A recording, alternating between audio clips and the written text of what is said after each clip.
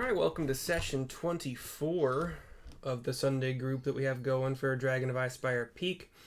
Last time, and we have some background noise from a fan or something going on, so por favor. I'll do what I can. You guys were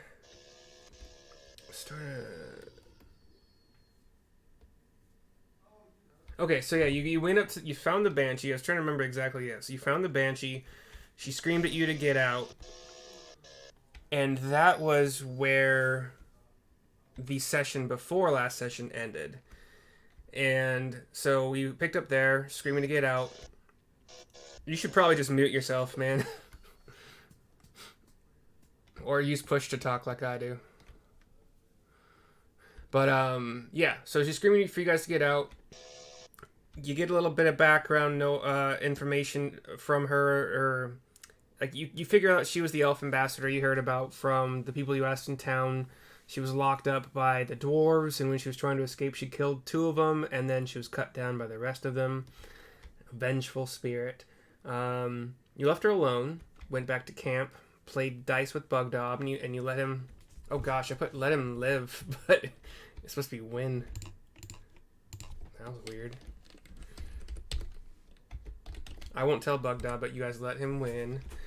You guys slept, had dinner, strategized a bit, got back to Axeholm, and some of the ghouls were downstairs already. One of them shrieks when they see you, and then all 3 of them come at you, with one of them hitting Sarissa with a paralysis that only lasted for like 1 round, because I believe it was either Rio or Adon.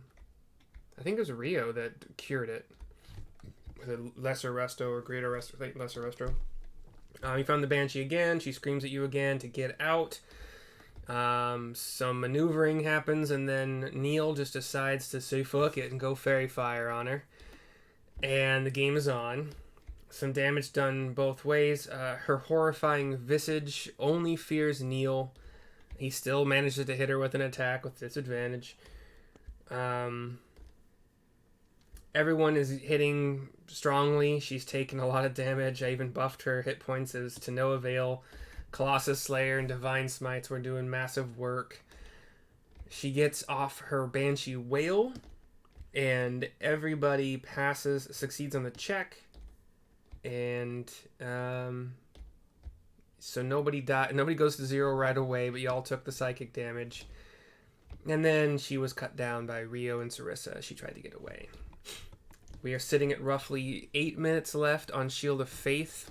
That's what we're going to be using this little thing over here that's normally a 1 minute. So Sarissa's Shield of Faith is there. Adon is also 8 minutes left. So at the beginning of your 3rd minute for each of you out of 10. And that's where we left off. It's roughly 7 a.m. And what you guys want to do?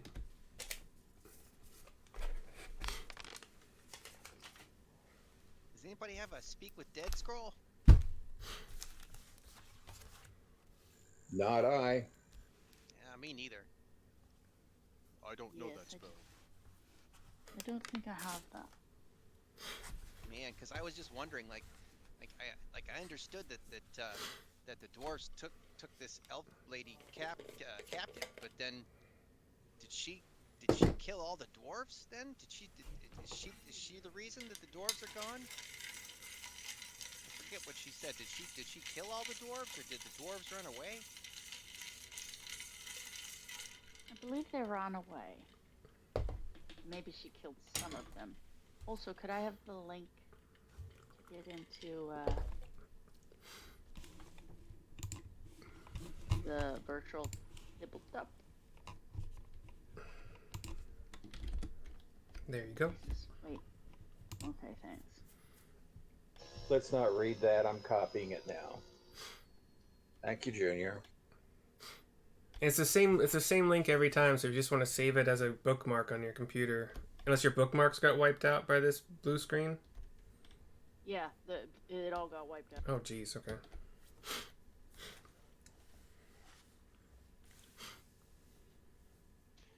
Well, I don't know if the dwarves are going to come back to take this place back, but... Bart, were you trying to say something? Riley's provided the link in the Oh, Sun yeah. group chat. Okay, Neil, sorry. Yep, I see her. She's in. Yeah, I don't know if the dwarves are going to want this place back, or the people of Fandelver. I think the people of Fandelver wanted to maybe use this as a place to hide from the dragon, if I remember correctly. But I suppose we should look around.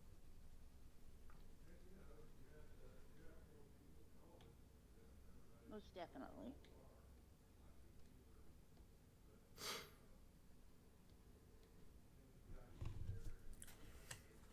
So where do you guys want to look around? Well, let's see. Somewhere in here is where we killed all those oozes. And that's probably somewhere somewhere up here somewhere. But what? Ooh, what's this? And by the well, that's a closed door, but it's easy to open. I think actually Sarissa went through there last time. She went through this door. I thought. I didn't think she went. Oh, okay. Yeah. I don't think she went through the north one. I'll just be like, it's probably the room that I peeped into. There are bones and nothing else in there, but I did not look around. That was the room that had the well, or like the hole in the floor, I believe, that the ghouls... Yeah, the ghouls jumped down. And then, just so you guys notice, I'm moving each of these tokens 1 minute ahead, because that's how long the conversation has lasted so far. I'm being nice, but in-person chat is time. Is anybody really hurt?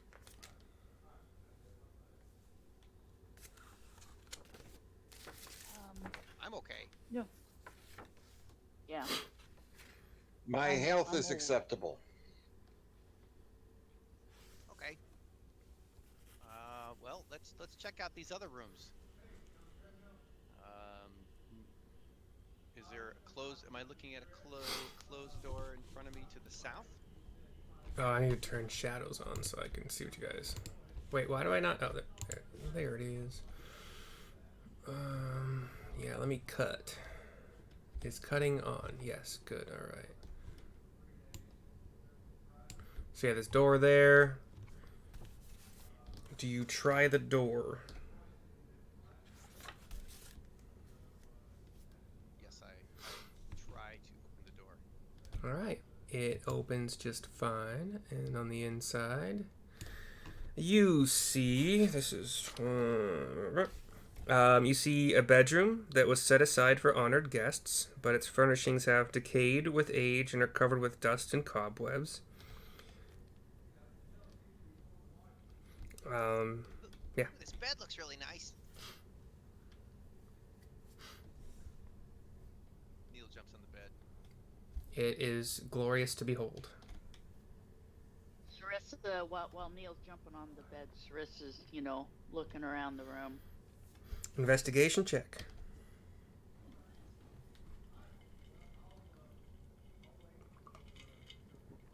Eh, 11.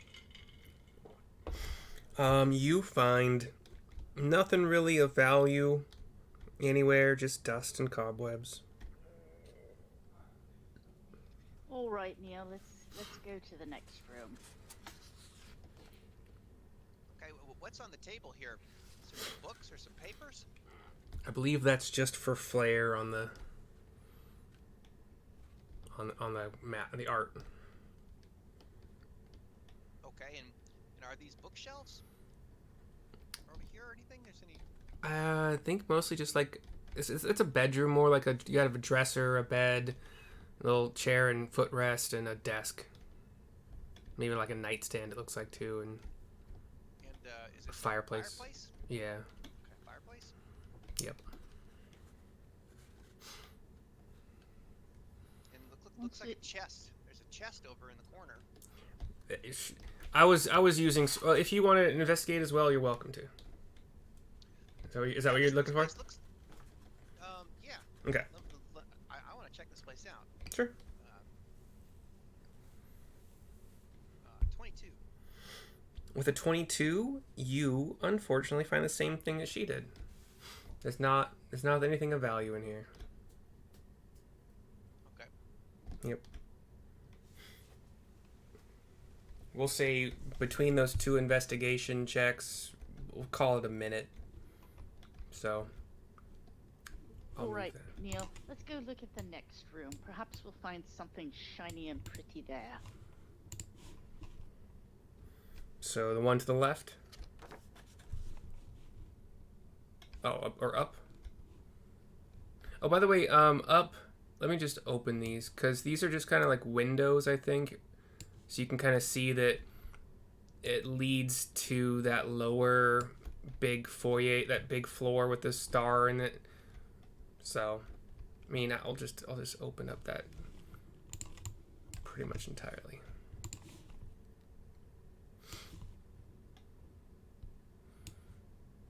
Yeah.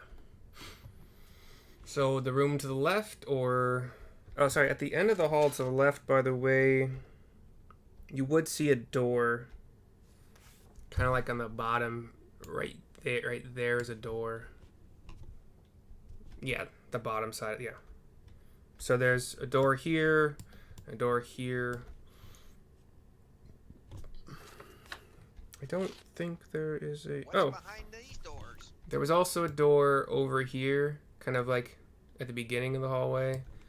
And you guys all noticed the stairs here too, I think, right? So last time.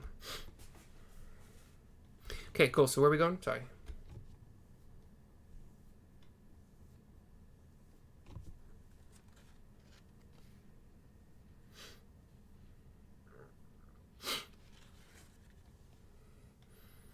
Anybody, where you want to go?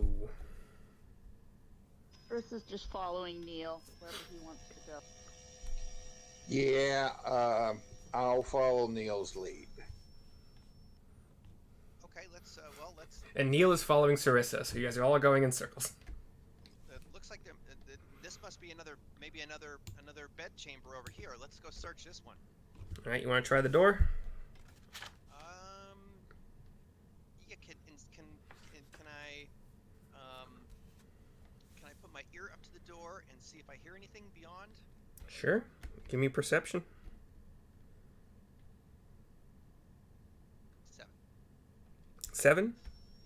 I'll perceive as well. Okay. You give me perception also then.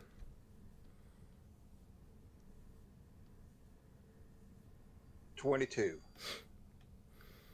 You see, hold on a second.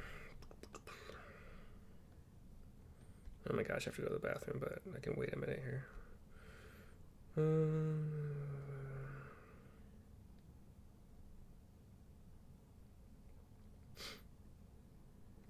You can hear Rio. Neil, I'm sorry. I think what Rio trying to like lean over you to hear against the wall. He makes enough noise behind you that you're distracted from hearing anything. But Rio can hear inside some rustling.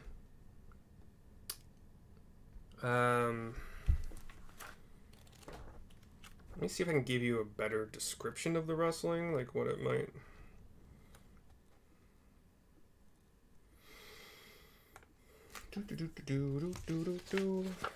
My book is still broken. That sucks so much. I took such good care of it for so long. Just turning the pages breaks your book. Yeah, sure. Yeah, nothing like super distinct, but I guess maybe a little bit with a 22. You can kind of hear the sound of maybe like some claws on stone, some leftover ashes, maybe like rustling around a little bit.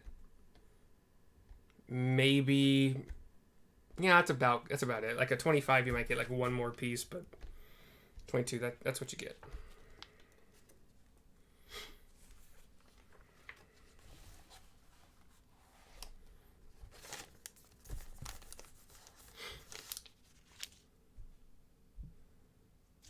I'm assuming that Rio lets us know there's noise. Yes, I do. Oh, something in there? Yeah. Scrabbling of claws. Anyone lose a puppy? Oh. Neil backs up a couple squares. I'm gonna use the Or restroom. a hellhound? I'm gonna try to be quick about it, but if you guys want to discuss what you're gonna do, I won't penalize you any time while I'm using the restroom. So this is like free time to plan, discuss, etc. It won't affect your clocks right now. We should probably kill whatever it is if it's scrabbling, is my guess. Stand ready? Well, get ready to eliminate it if it's dangerous. I mean, it could be harmless. So I'll just be over here in arrow targeting range. Does the door open inwards or outwards?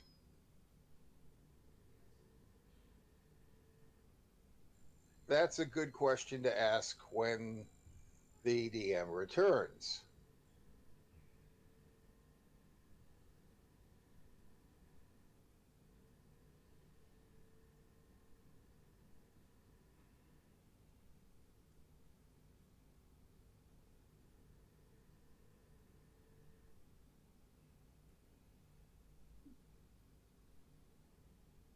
I suppose, would it be that hard for you? Well, if perhaps Neil could light them up with fairy fire? If it's something we need to fight? Sure. That, I've that gives got us a little advantage. bit of magic. Little bit of magic. Oh, left. that. Yeah, no, go ahead and hold on to it. We can maybe even just shut the door if need be.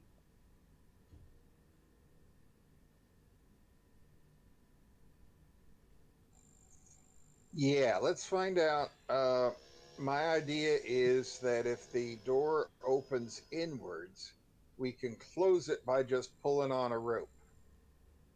Only one Excellent. person needs to actually go up to open the door. Neil, can you cast single-handed?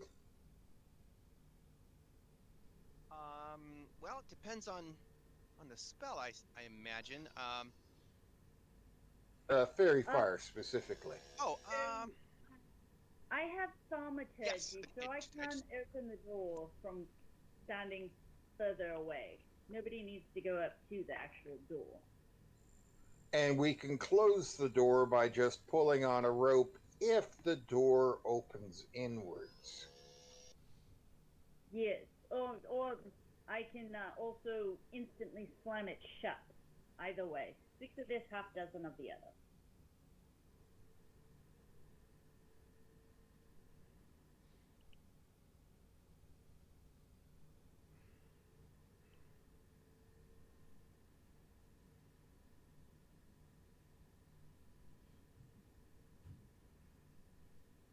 I wish D&D Beyond recorded what spells were cast in the chat log. It'd be such a simple improvement. Right? Oh, I'm sure they probably will add that, but then they're gonna want like $5.99 a month or something. It's like when you click the cast button, it should throw that in chat. Because I'm trying to look at what I've cast historically, and none of it's there.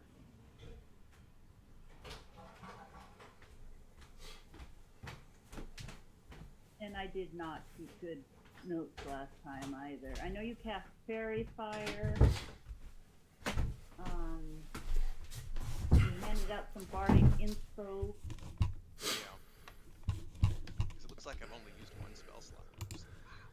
Well, the issue is if you're using an attack spell, yeah, that should. I can't. I've seen people where it does show what they cast, and it was wasn't it our game with Andy, where every time the monk did something, it would show the entire thing on there. Yeah, it kept track of it. Yeah, Sam. I was trying to remember her name. It's been a while. Yeah. But I don't know what she was doing differently. So maybe if you click, If it was in Roll20, there's a way to put that into the Roll20 log. it was Foundry, and it was coming across in the D&D Beyond game log.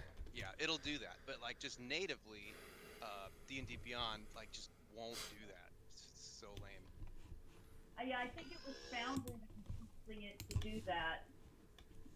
Yeah, it was the D&D Beyond extension that was, or the Beyond 20 extension or whatever that thing is. Here's a suggestion. If it's harmless, I'll probably be able to use Speak with Animals to speak with it. Ooh. So I just cast Sacred Flame, and it told that it was Sacred Flame. But if you're if you're casting like Fairy Fire, which doesn't require you to do damage or an attack roll, there would be no reason it would even be clicked. Well, sure. Well, you click the cast button, which checks off your spell slot. Mm-hmm. Oh, so you want to... Wait, what? Yeah, anytime I hit the cast, anytime I hit the cast button on D&D Beyond, it should pop something in the chat log, but it doesn't. Huh. Oh, I see what you're saying. Oh, it marks off a... Oh, I know it marked off a spell slot. That's cute.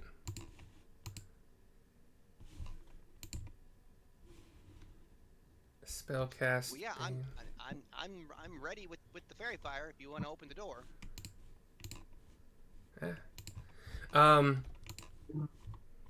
Which way does the door open, inwards or outwards? Yeah, I remember that. I was gonna say inwards because that makes the most sense to me for a bedroom door, but or like any, like, whatever way, honestly, whichever way you prefer it for whatever strategy. Let's say it goes both ways or something. I don't know. Inwards. Sure. Let me read. Is there a handle on the door to which a rope can be tied? Yeah, sure.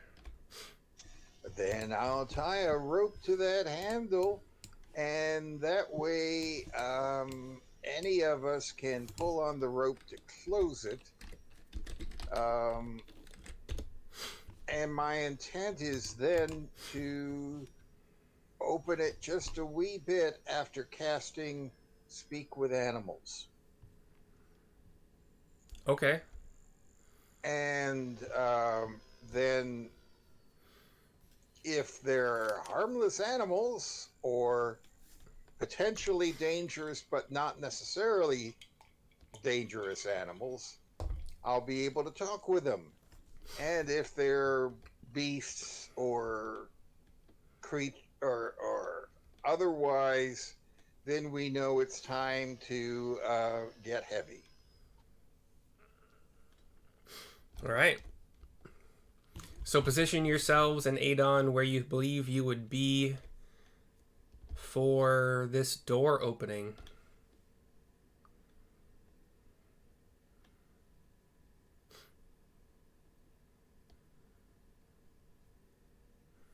All right. Shield in one hand, rapier And rope. ready to draw.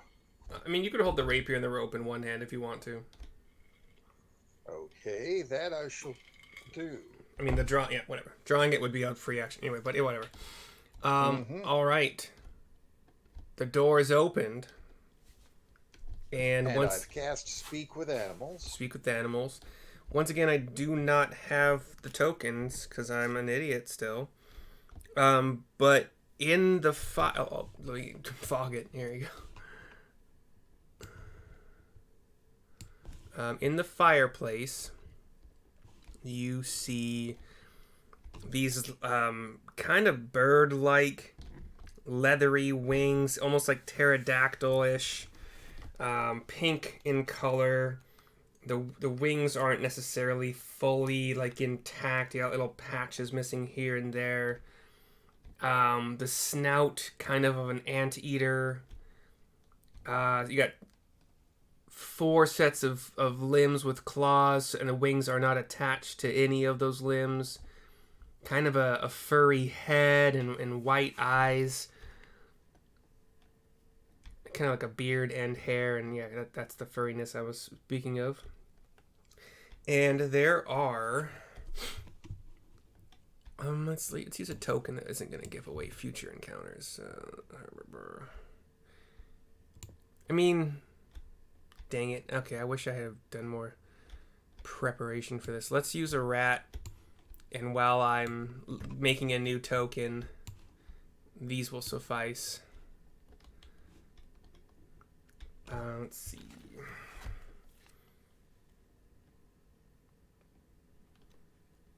Okay, yeah, we're just gonna go with what the book says. Not gonna try to soup it up this time, just in case.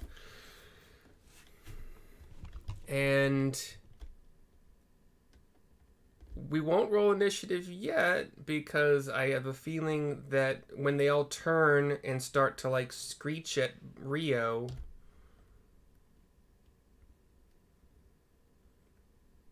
he might want to talk or do something else.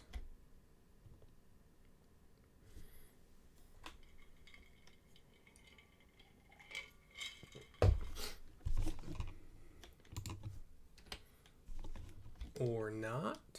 How big are they? Oh, I think they're labeled as small. Let me just make sure. And they have wings? They are, oh, they are tiny.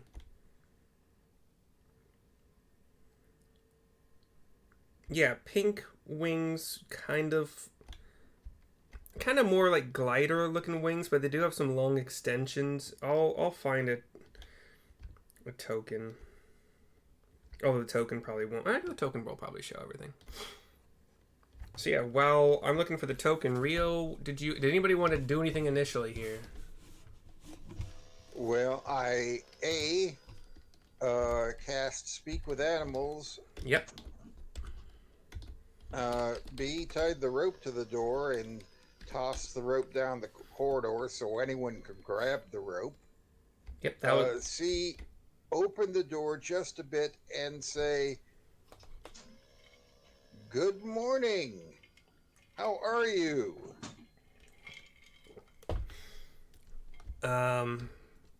You hear 4 different sets of voices saying, "Hungry!"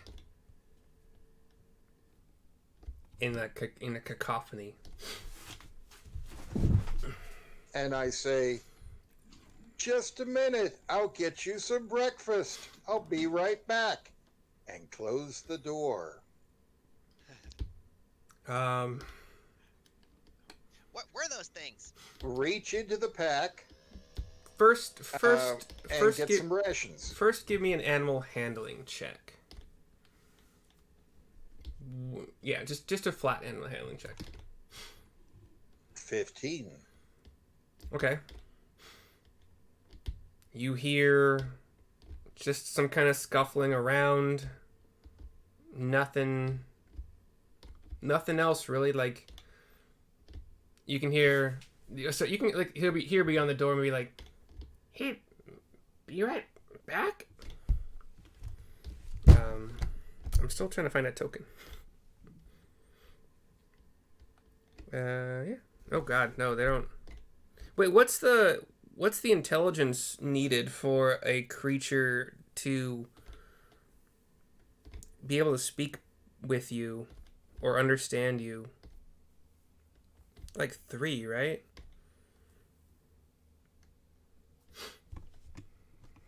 I used to know this. For speak with animals, does it say? There's a thing for that. I don't know if speak with animals has that. No, it does not specify, and it applies to any beast. Okay. Then yes, you would have been able to hear them. I think that the intelligence has to do with like reading thoughts, detect thoughts. They have to have a certain level of intelligence before you can detect the thoughts or something like that. Yeah. I should use this. Okay, so you have the door closed. You can hear them and understand that they're a tiny bit confused about what you might bring them, but a little bit hopeful.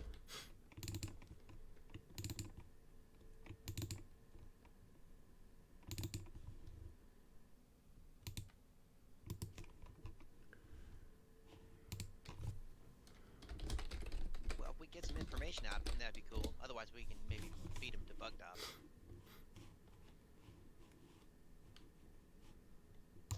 So I reach into my pack and draw out 2 days worth of rations and reopen the door and toss them in and watch what happens.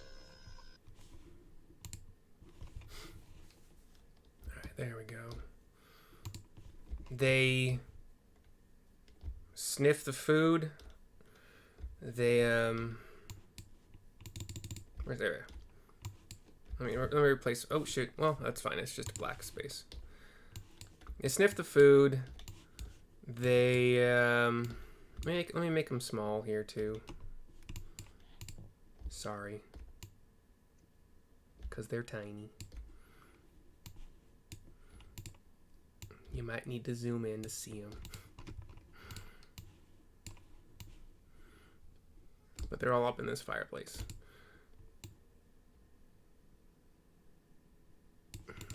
They sift the food, they go to it, they try to nibble on it a little bit, but they are not, they're not really enjoying it. They turn to you and not what need.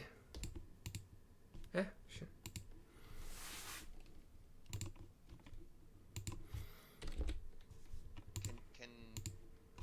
If Neil can see them, would Neil recognize and know what these are? Yeah, roll a nature check. And that's a 20. I pass on to the party that can anyone else conjure food? They are, you've heard of these little flying creatures. They are Stirges. And even between the two of you, you guys would know that they kind of like fresh blood. Uh-oh. So these dried rations ain't doing it.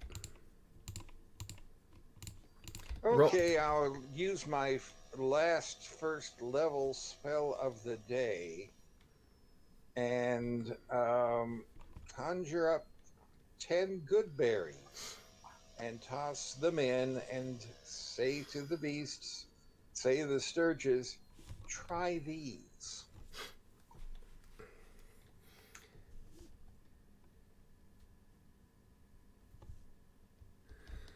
Okay. They look at the berries.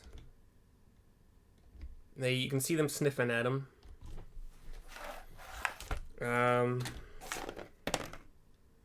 No. That's a 2 on a d20. They do not go for it, and it is now time to roll initiative.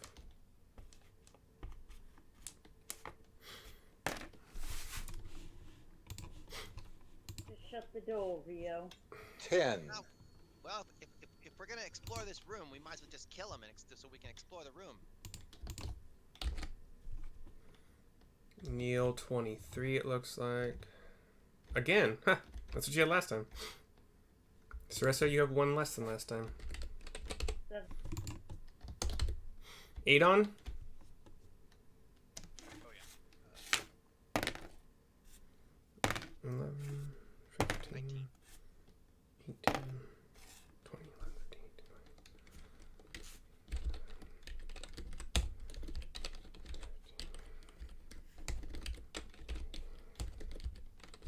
I believe we still have, some of us still have temporary hit points from my earlier mantle of inspiration. At least Adon still has his temporary hit points. Neil doesn't have his anymore, but Adon still has his. I Burned have 4 mine. of 'em. Did you say a Dawn had 20? No. I said he still has his because he never did No. damage. I thought you said a Dawn rolled a 20, but I saw 19, so I was Oh, confused. sorry. No, I didn't. Adon got a 19. Okay, making sure. If there was like a buff that I wasn't aware of.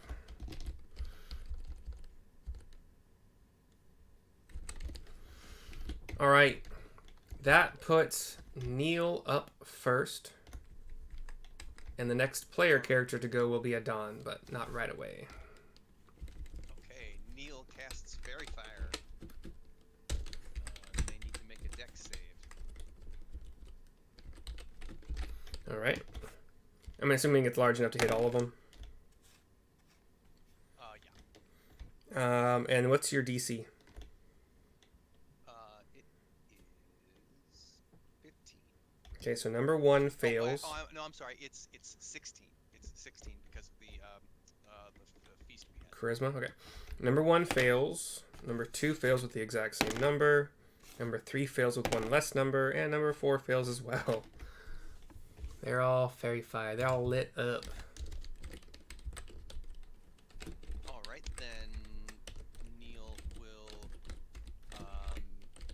then move away. He'll go 1, 2, 3, 4, 5, and just move down the hall. Okay. That's his turn.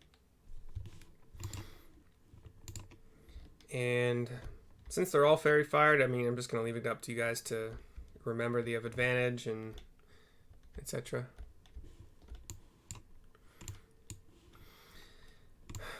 Let's see. Cool. Next up is number 4 here. And they have a fly speed of 40, so they're going to get up to Rio. Or it's going to get up to Rio. I'm going to roll an attack to hit you. God, I have not rolled above like an 8 for like the past 7 rolls. So I'm assuming an 11 does not hit. Wait, it's a 9. It's upside down. I'm assuming a 14 does not hit you. AC 18. Okay. So it tries to latch onto you, grab you, pierce you, and it just hits armor. Just does not get through. And okay, that is its turn. And next up, we have Adon. Can Adon move into the room and move all the way up to those to the 3 at the back of the room? Like, can he slip past Rio and the first Stirge? I guess which would trigger an opportunity attack. But Yes. if he wanted to, could he just move through those enemies, or move through the ally and through the enemy since he's tiny, and then just move all the way up to the 3? I know moving through allies is just like, you spend 10 feet to move 5 feet through it. And I think with enemies, as long as there's a size difference of 2 or more. Right, since they're tiny, so Yeah. I think I can kind of like move my way around them. Yeah. And you wouldn't. Do you want to get right up next to these 3? That was my thought. But Okay. I just wanted to ask if it's possible. Yeah, it's possible. Well, actually, how much? You have like 30 feet, right? So 5, 10, 15, 20, 25, 30. So you would get here. Okay, so it's not possible. Yeah, you're right. Yeah. Well, actually, I can go diagonal 1, 2, 3, 4, 5, 6. I could if I go first square's diagonal. This is 5, 10, 15, 20, 25, 30. 10, 15, 20, 25, 30 gets me to right up in front of him. So moving through your player's space costs you 2. Oh, okay. Gotcha. Yeah. Yeah.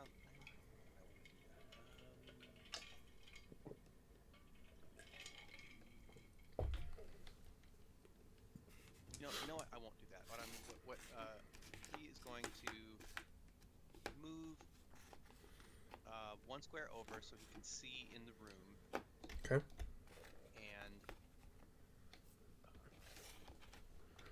he's going to cast Bane on the 3 Stirges at the back of the room. Okay. So they need to make a charisma saving throw. 15. What is it? 15, yeah. Okay. Fail number 1. Fail number 2. Fail number 3. Okay, so they are all. Everybody's fairy fired, and the back 3 are baned. Yeah. Cha cha cha. All right. Anything else from Adon? He will move 1, 2, 3. He'll move back and say, "All yours." All right. Next up, we got Stirge number 3, followed by Sarissa.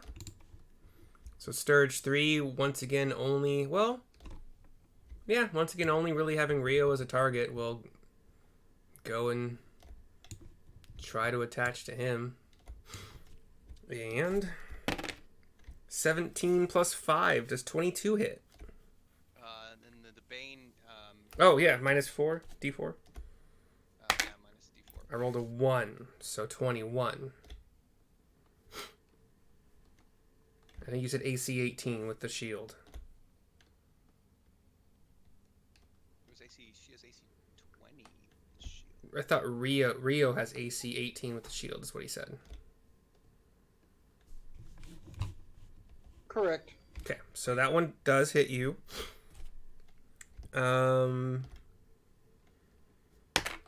That is 6 points of piercing damage.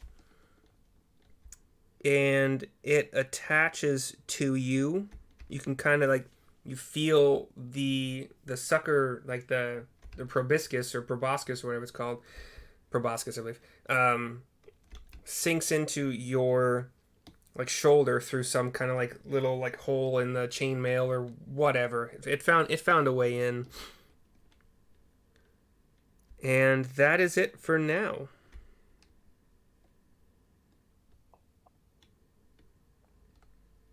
Next up is Sarissa, I believe I said, right?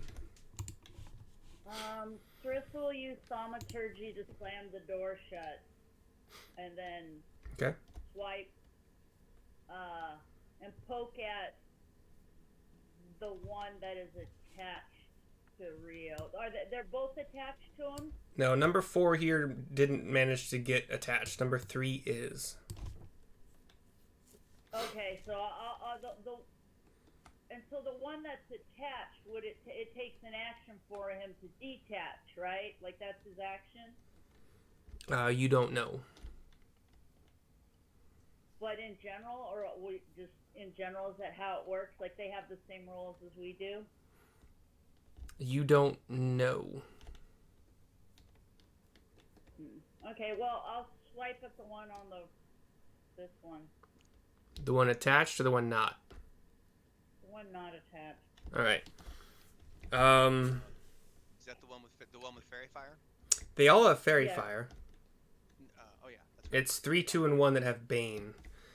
This one right here, the one I have wiggling all over the place. Yeah, you're going to be trying to swipe through Rio, so I'm going to say this attack is at disadvantage. Well, with the advantage. And then, it would cancel out, yeah.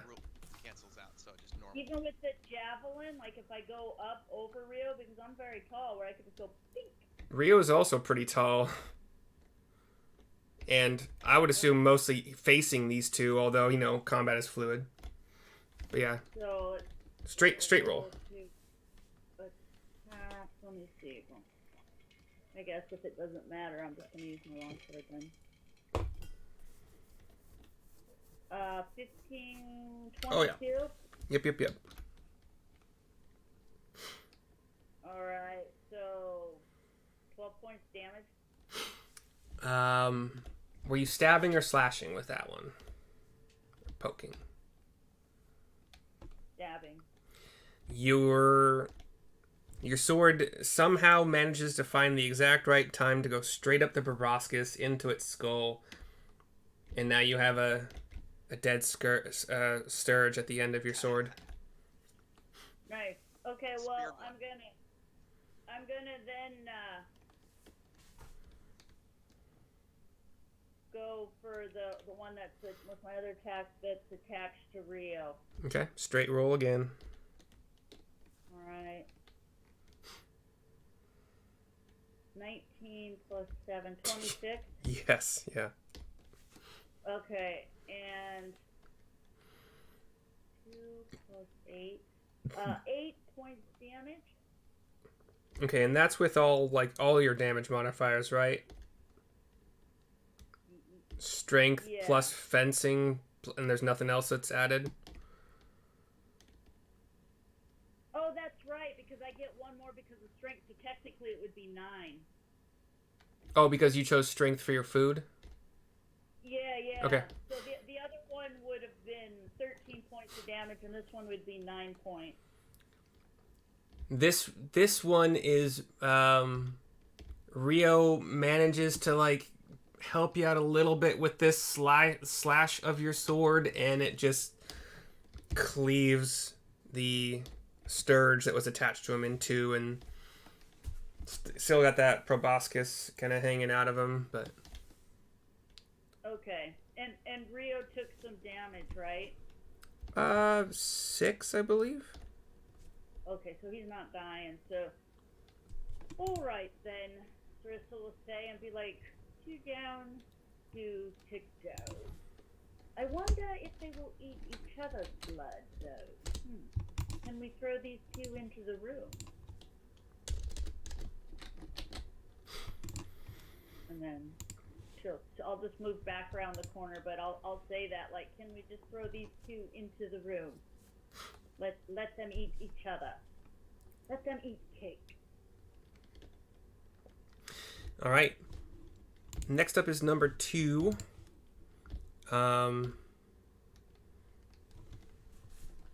Let's see. They're not that smart. They're hungry. They're gonna keep going at you guys. So, Close. Can they?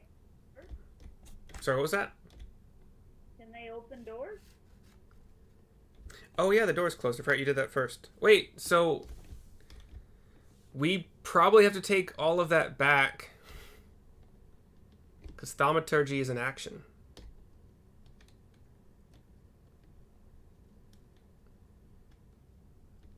So make your choice if it's 2 dead Stirges or you thaumaturgied. Well, I get 2 attacks, so it'd be 1 dead. Nope. Could have just grabbed the rope and slammed the door that way. You get 2 attacks if you choose the attack action for your first action. So if we use the rope to close it, does that still count as an action? Yeah, you could have done that instead. Yes, that's fine.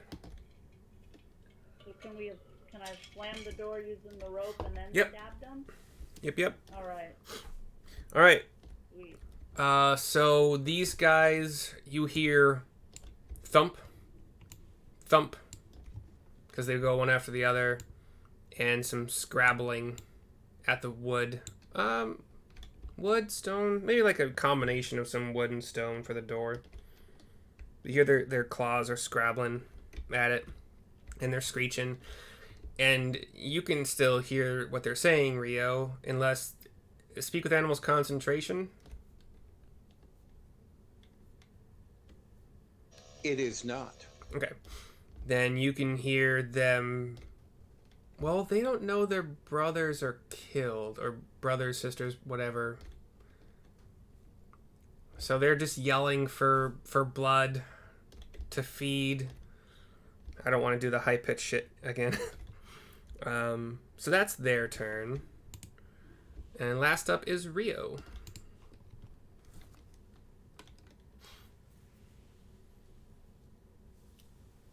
Okay, number 4 is dead, correct? Both of the ones that were on or near you on your side of the door are dead. Okay, 3 and 4 are dead. Yep. 1 and 2 are on the other side of the closed door. Yep. So I'm free to pluck the proboscis out of my neck Yep.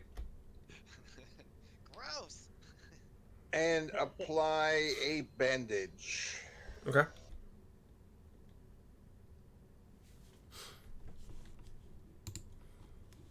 And then say, folks, I have a cunning plan.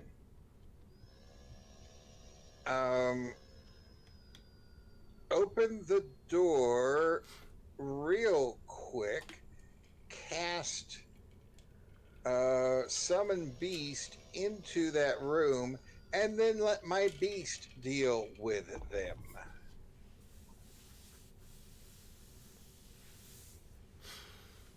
Is that what you want to do with your turn? Or Slamming the door immediately after the casting. Oh, here's a question. What's the composition of the door? Is it solid, or is there a gap in it, or an opening, or a bailey, or a spy hole through which one can see into that space? I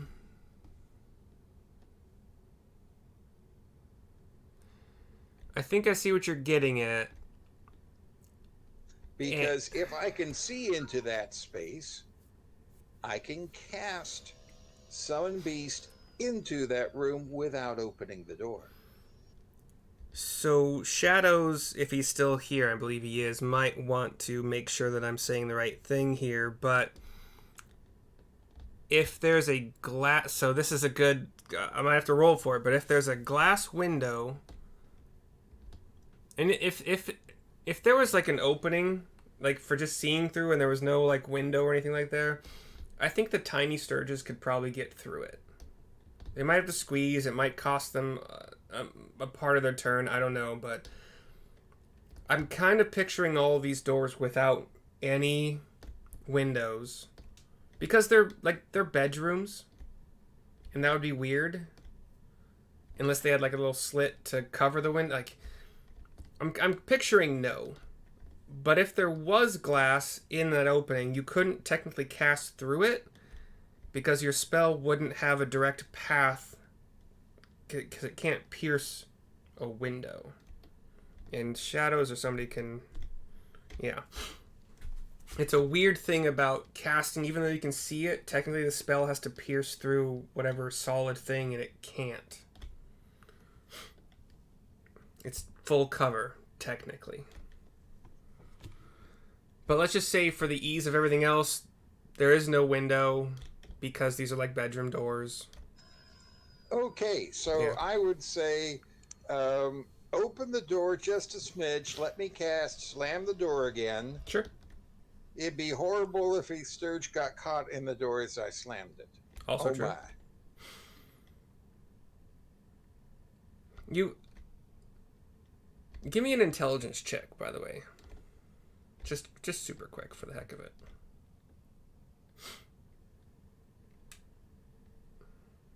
Lucky 13.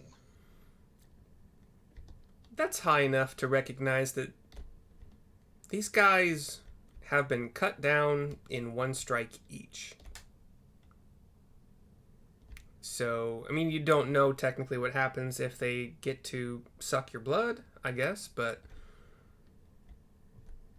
whether or not you want to spend a spell slot, I think maybe like a second level spell, right? I'm not sure, but you have that information rattling around in your head. Still a good plan. But yeah, it's up to you. And I applied the bandage after removing the stinger and made my pitch to the group, and I think that's my turn. Okay. We have Neil, followed by Adon and Sarissa, because all the other Stirges in that order are dead. Yeah, Rio, that works. We could do that. I mean, I'm just gonna keep concentrating on Fairy Fire, and I will keep concentrating on Bane. So Neil and Adon would both, they wouldn't really do anything on their turn. They'd wait for Rio to enact his plan, or for somebody else to do something. All right, so that seems like it's Neil and Adon's turn. So Sarissa is up, I believe. I'm gonna do like them and just wait for the plan to be enacted over my turn. Alrighty. I don't believe these rooms have any, well, that anybody knows of, including myself, like, ways to get out. I would imagine if there door. was a way to get out, these flying creatures would have done it because they're hungry. You know what I mean? Maybe. Yeah, like. Yeah, I don't. The damper on that fireplace might be shut. Yeah, I don't know how long they've been here. I don't know if the fireplace gets like thinner and thinner to the point where they actually can't get through it, even if it was open. Chimney, fireplace, yeah. So yeah, they're still just scrabbling at the door, pounding on it with what little weakness they can, recognizing there is fresh meat living on the other side of it still. And Rio, you're up.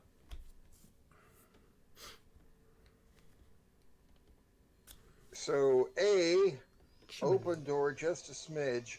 B, cast. C, slam door. Okay. Is it up to me to pick a thing that you... I mean, I'll leave it up to you. Well, that's the sequence. Yeah, but you're casting the animal thingy, right? Like Yes. summon beast or whatever? You're right. Beast of the air. Of the air. Okay. Alright. Do you roll initiative for it, or does it go after your turn? It materializes immediately after my final action, and then does what I ask it to do. Okay, but does it roll its own initiative, or does it go right after your turn? It should say there somewhere. It uses my turn. Okay. I call forth a bestial spirit. It manifests in an unoccupied space that I can see within range. You call forth the ice dragon. That's the only token I have. Okay, so you got your dragon. And what are your commands to it? Attack Stirge number 1. Attack each Stirge. Concentrate on one Stirge until it dies, and then attack the other Stirge. All right, so I guess, do you have a stat block for your, you said air beast? Beast of the air, 20 hit points. Okay, and so give me an attack roll for it, I guess, if it's like probably plus 4 or 5 to hit, I would assume. My spell attack modifier to hit. Oh gosh, Chaz. Connection is D4, D8 plus 4. So my spell attack is a plus 5. Okay. So this will be a D20 plus 5. Give me that. Give me that.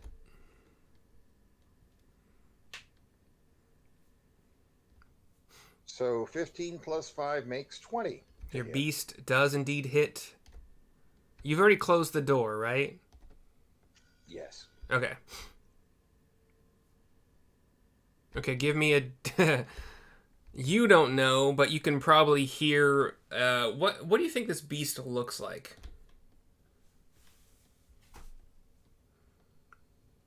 Like, what are you going for? A big dragonfly. Okay. Fuck, what does a dragonfly use? Their dinky little claws? I don't know. It's a slam attack. Okay, so you hear a... But quieter than that. And give me a damage roll for it.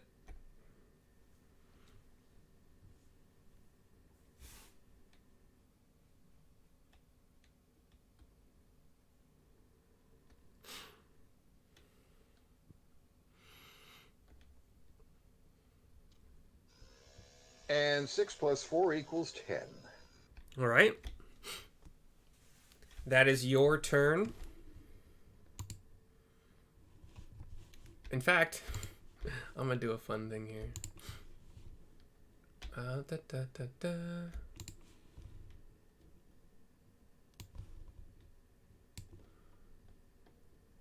Oh.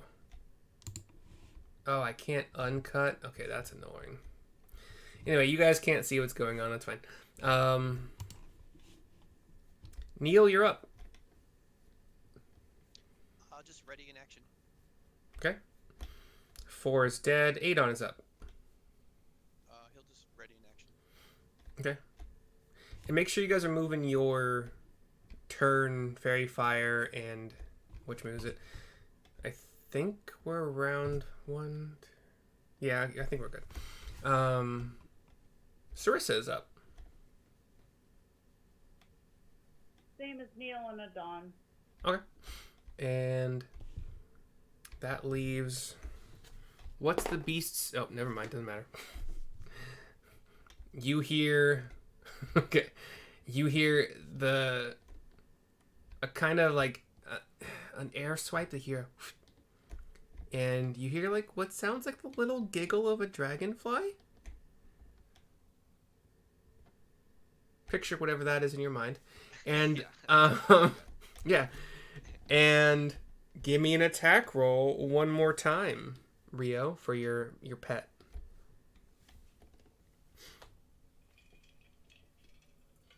Well, more like a colleague.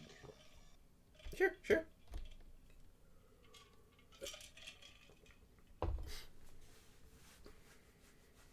And that's bet that a 6 is a miss. I mean, it's a nat 1, so you don't add to it. Yeah. You hear... Does it get advantage? Oh, it does. Yeah, true. I was going to say that on the last one, but then it killed it anyway, so... Or so you think. I don't know. So one more time, Rio, for the advantage on that attack roll.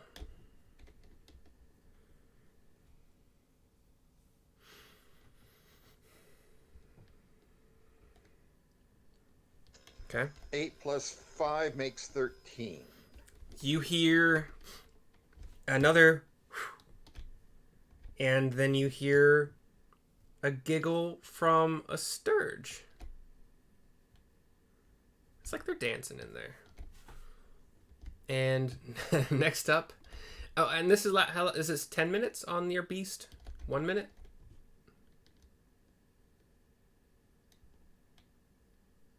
Checking. It's a concentration spell up to 1 hour. Okay. The Cool. creature disappears when it drops to 0 hit points or the end of the spell. Copy. All right, then Neil, Adon, Sarissa still waiting? Yeah. That's Give me one more attack round from the beast. Or actually, my turn first. Ooh, a natural 20. Don't get that often. That means it is a... Okay, roll 3 times, take the best 2. These are hard to pick up, weirdly. Oh, they're all 3s, okay. So 6, 3. That's 9 points of damage to your beast. Your dragonfly, and it is currently... It has a Stirge. Not that you can see any of this, but it has a Stirge attached to it. By the way, its AC is 13. Yeah. I'm assuming it had more than 9 hit points, right? Yeah, 20. 20 hit points. Okay. Cool. Alright, now it's the dragonfly's turn, so give me another attack roll with advantage.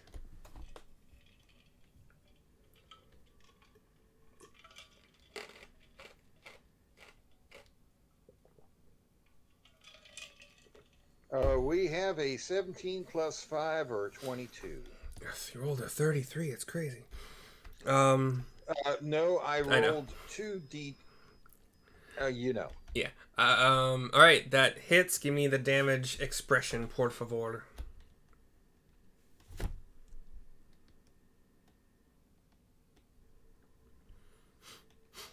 2 plus 4 makes 6 points of damage. Isn't it 2? So D8 plus 4. isn't it D8 plus 4 plus the spell's level? If higher than second. I don't think it says that on there. I think it's just the spell's level.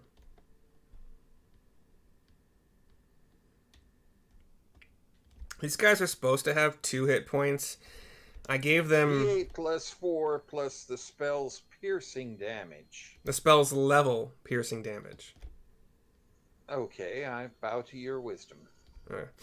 I'm just reading what Shadows posted, which I think he copy pasted. But anyway, they're supposed to have 2 hit points. I made them have 10-ish, just to give some kind of a challenge, which they weren't going to be. But you hear a bigger thwump as what you can assume is the dragonfly basically like smashing the Stirge that is attached to it between itself and the door. Dragonfly does take three points of bludgeoning damage, and well, divide it. We'll split that. So 1 point of bludgeoning damage, and we are out of combat. But like in the next few seconds, you don't hear any scrabbling. You don't hear any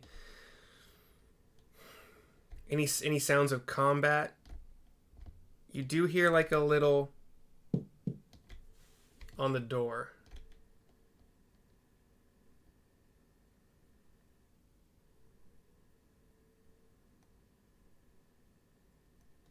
Is that your dragonfly? Is he still alive? Time to find out. I say, if you're still there, please bump into the door twice.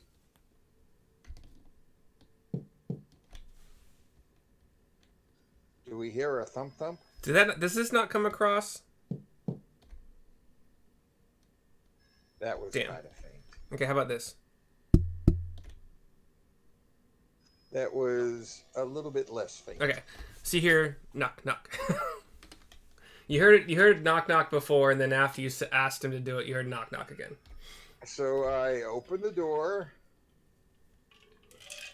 and what do I see? There's a somewhat smushed. Well, the door actually opens inward, so you hear the scraping of the Stirge bodies as the door opens, and you see your dragonfly looking happy and as if it has accomplished something beautiful this day.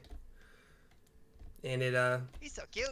it flies up to you. It flies up to you first, Rio. But then it kind of notices another creature with wings, so it flies over to Neil for a second. Yeah, hey buddy. And then it kind of gives it closes. Well, they can't close their eyes, but it gets closer to you as if it's trying to give you like a noggin from Crush, and from Finding Nemo. He's also small, so he's probably like that big. Yeah, good job. Yeah. He does a little loop-de-loop in front of you at the praise, and then flies back over and perches on Rio's shoulder.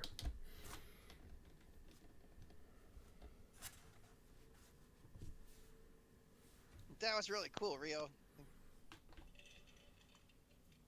Well, it was. Does your colleague have a name? Does he have a name? Buzz. Thanks to Buzz. Buzz. Buzz. All right. Did you guys already move Adon and Sarissa up one, or did I? No. Didn't. Okay. No, for their life, no.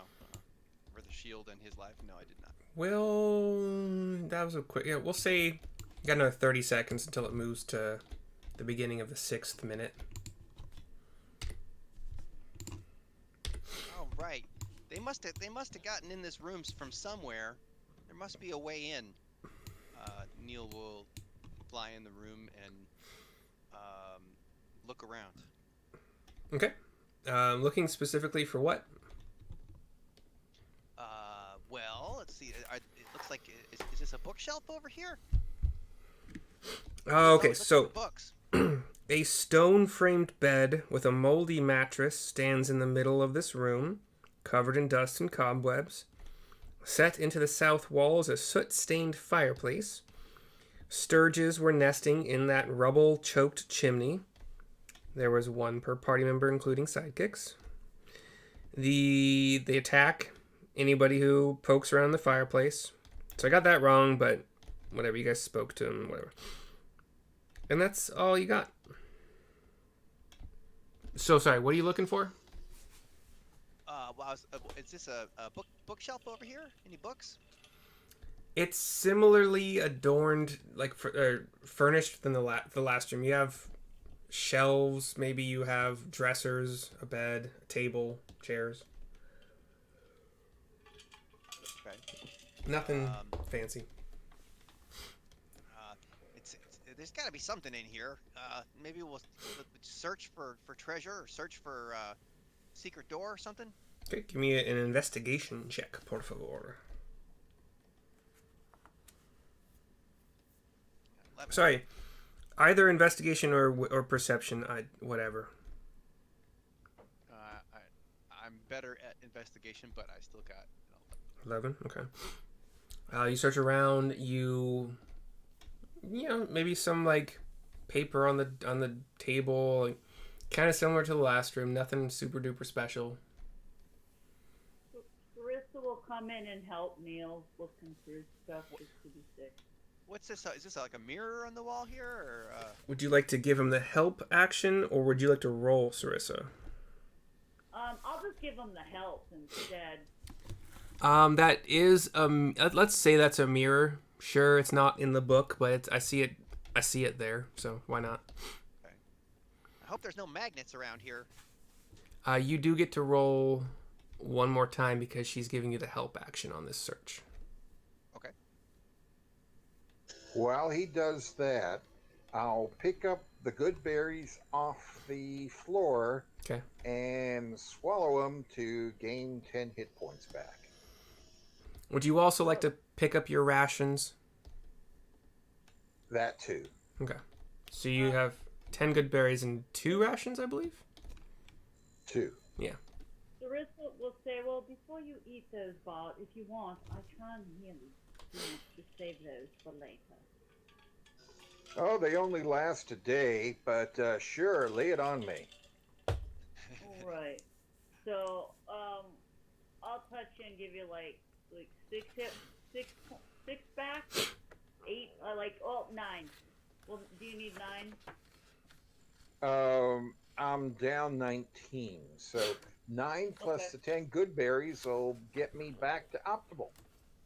Excellent. All right, with a 24 investigation check with Sarissa's help, you do indeed inspect the fireplace, and you notice there is a secret door. Ooh, hey, check this out over here. Look, the fireplace. This looks weird. There were some dwarven handprints in the soot on the back wall that you saw. All right. Well, I don't think this is a normal fireplace. Let's prepare in case there's something else hiding back there, and open it. All right. Yes, please move yourselves. We'll say that took the 30 seconds it took to progress Shield of Faith and aid on into the start of your 6th minute. And are you where you think you want to be? Are you guys going to do anything with the Stirges, or should I just delete them? I don't think we're gonna. Yeah. You get a sense there's not much to be salvaged from them. Yeah. Okay, cool. So, Neil will go up and try to open will go into the fireplace and see if he can open it. Okay, yeah, with that investigation check, you notice that you can push on the door and it swings in. Like, it takes a little bit because you're smaller, but... Oh, that's what I'm doing wrong. I have to put cut back on. Damn it. Hold on, this is stupid. Delete. There we go.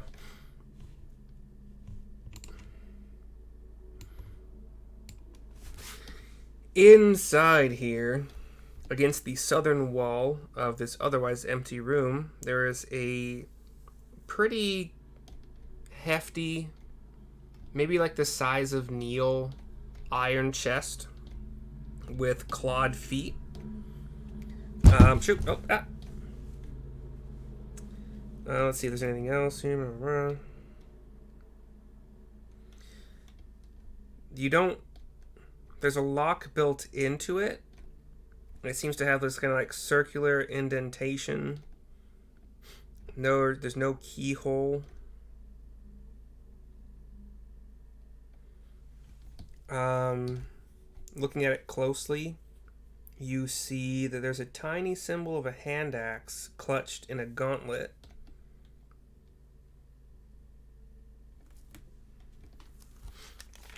And that's what you got. Ooh, there's a chest in here. Hold, let me back up a second here because there's something that I'm missing.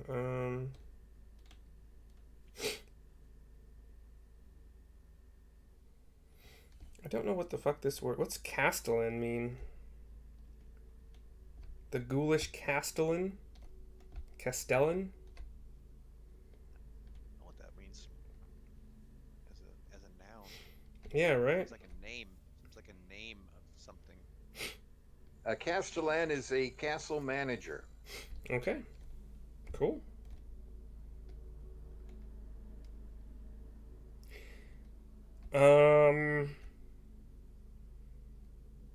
Yeah, that's all you got right for now.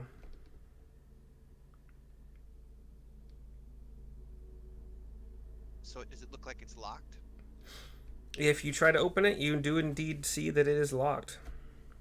And Neil wouldn't touch it yet. Oh. I'm worried maybe there's some magnets or something around here. If there's a magnet, I can't touch it. But I don't know. I don't know. Do any of you guys know how to open this thing? You want to try? Crowbar it. If you look at it with a crowbar, like look at it with a crowbar. If you look at it close enough, there is nowhere to try to fit in a crowbar. Does it? Can you describe it again? Can I use my detect magic to see if there's magic on it? You are welcome to do that. Okay, detect magic. Okay, and you detect that there is nothing magical about it. And the inspection of it is it's made of iron, it has clawed feet, it's relatively heavy. You would guess under 100 but over 70 pounds. And it's just a statue? It's a chest. Like a treasure chest. Yeah. Okay. Well, I guess we could always drag it out with us. If we have to. We do have bug dogs that could help lug it back to town if we need a locksmith to open it.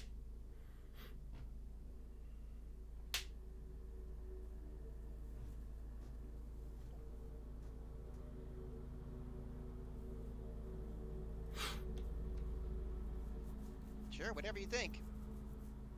Yeah, I mean, if we can't open it here, we can't open it. We don't want to destroy it, because if we destroy it, we might destroy whatever's inside. Yeah, the chest itself looks like it's valuable. It's a pretty nice chest. Yeah, that's a better idea than taking a piton and a hammer to the piton to to wedge open the lid. Yeah. All right, let's just tie off on it and drag it out with us. So we can always get it down to the front door and have Bug Dog come hoist it over his shoulder.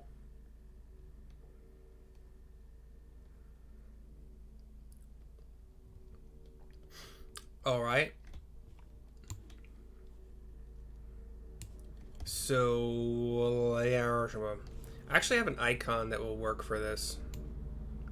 You guys have not met these, but this is your chest for now.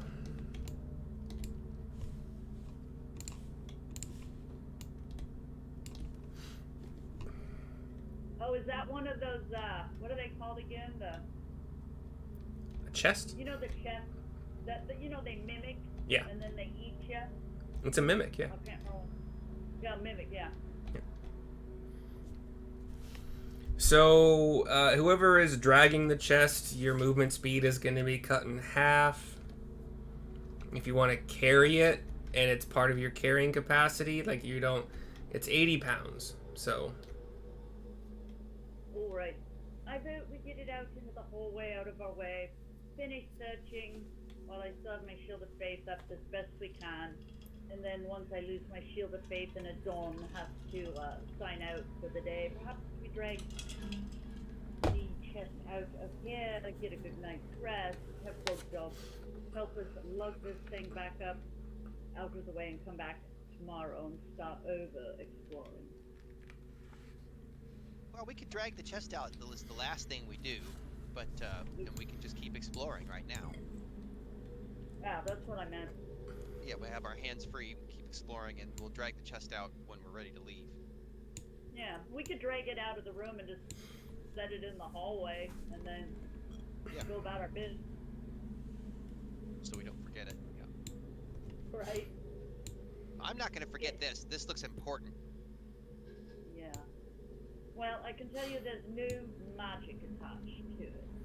Yeah, the people of Fandelver don't pay much, so we gotta take what's ours, you know. If we wiggle the chest kind of back and forth, do we hear any clinking? I mean, does it sound like there's a bunch of small things inside of it, or like one big thing? Do we hear clanging or banging, or like, you know, the sound coins make when you shake it real hard versus the sounds that like goblets make? You would hear two distinct sounds of what? Yeah.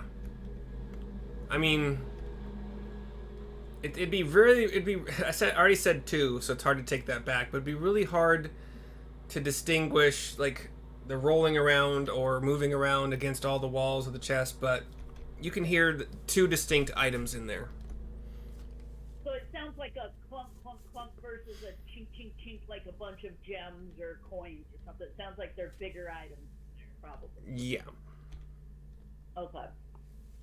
Well, and plus, just when you're dragging it, if you had a bunch of coins or gems, they would tend to, you know, kind of shift to one side, which would make it a little heavier. And when you set it up right, you could. So, okay. All right.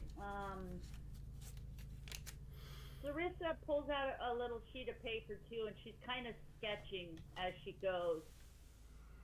You know, the layout of this place. Oh, okay. You know what I mean? Like, Nice. here's where we are. Just a kind of a crude map. And I'll just say, I was like, yes, I'm just sketching this out in case whomever's paying us decides we need a general map, a general layout of the place. Are we going back to the entrance and? No, we got more doors to check out. Okay. Oh, You do recall I told you that there's a door here. There's a door here. And we haven't gone into the north room yet at all. The one in the north here, these are all just like little window slits that you just see this, you know, that main floor. And we can't fit through them. You probably can. They're the same size as the ones for the crossbows.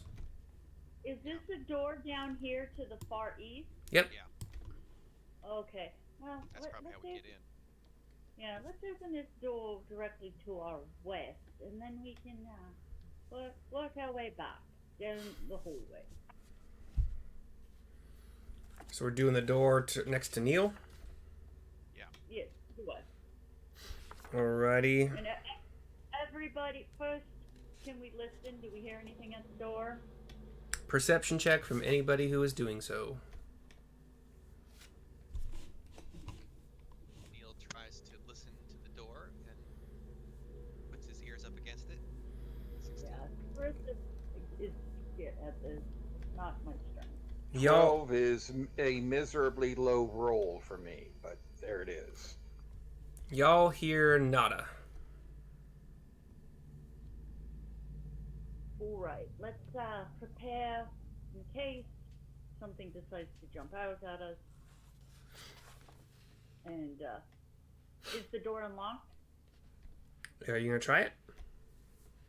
Yes. Yep. By the way, Buzz lasts an hour from invocation time, so Yep. I presume that Buzz is still with us. Oh yeah.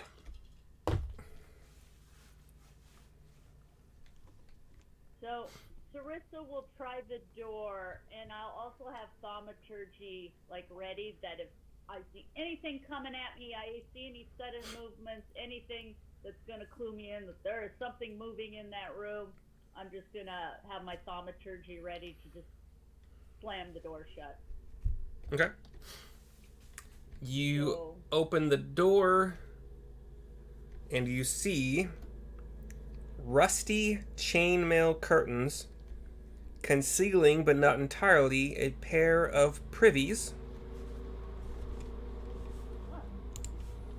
You got a potty. all right, gentlemen, we have the crap. Let's move on. I have. Oh, gross. Okay. Yeah. Yeah. Never mind. Yeah. Moving on. Whatever's in this room, I'm assuming that these are probably, what do they call them, the garter closets. So if we were to look outside, they would have the big hanging gong pit below it. Ew. Yeah, sure. Yeah. You want to look down the hole? There might be more No. Stirges down there. No way. Yeah. Well, it depending on how this place is set up, we could probably just look at the gong pit from outside. Thank you, Dave. Thank you.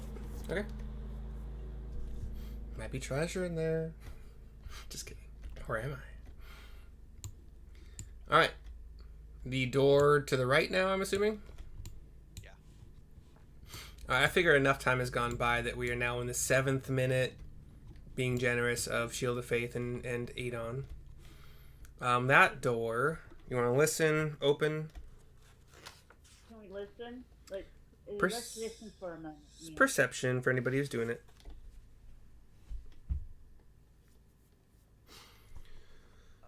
Neil takes a listen.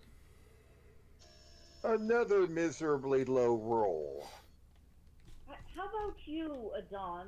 Why don't you take a listen and let us know? I think a 22 from Neil is probably enough. Oh, Neil got 2. Yeah. Yeah. And y'all hear nada again. All right. Well, stand back. I'm going to open the door. If there's anything comes at me, I'm going to use thaumaturgy, slam it shut. I'll Okay. wiggle. And Adon, please. Neil ready his sling. Yeah. Ready his sling to shoot. And I'm assuming we got Adon ready to go too. So she opens the door and looks. I don't see anything. All right, let me. She'll start kind of walking down the hallway and be like, "All right, gentlemen, it looks all right." You see to the north, you got a collapsed wall from an earthquake that you guys have learned about before. To the west of you have a double door blocking whatever is beyond it. Although you can probably see what's beyond. You can put 2 and 2 together, I think, at this point, and notice that the double doors probably lead out to that balcony you saw. All right. So Sarissa will open the double doors. Okay. You see a balcony leading like over a second floor over that big, empty, the big room with the star in the middle. Sarissa jumps off the balcony. Oh, this was the room that we had built the fire in? Yeah. Oh, so this is the. This That's the is where first floor. fire is. Yep. Yeah, Okay. and it's below our level. I got you. Yep. Okay, like I don't understand. So hold on, let me draw the fire. So our fire would still be the embers would be kind of right here. I mean, I think the fire was yesterday, and I thought we relit it. We're back in. you did relight it. Okay. Okay. I thought the ghouls attacked you in that room, so I didn't know you'd relit it after that, but. Yeah, I said we relit it, and then I was gonna throw fire, and then you said we probably there's enough for a couple hours, before we need to worry about it. So I would imagine we see the embers and the smoke.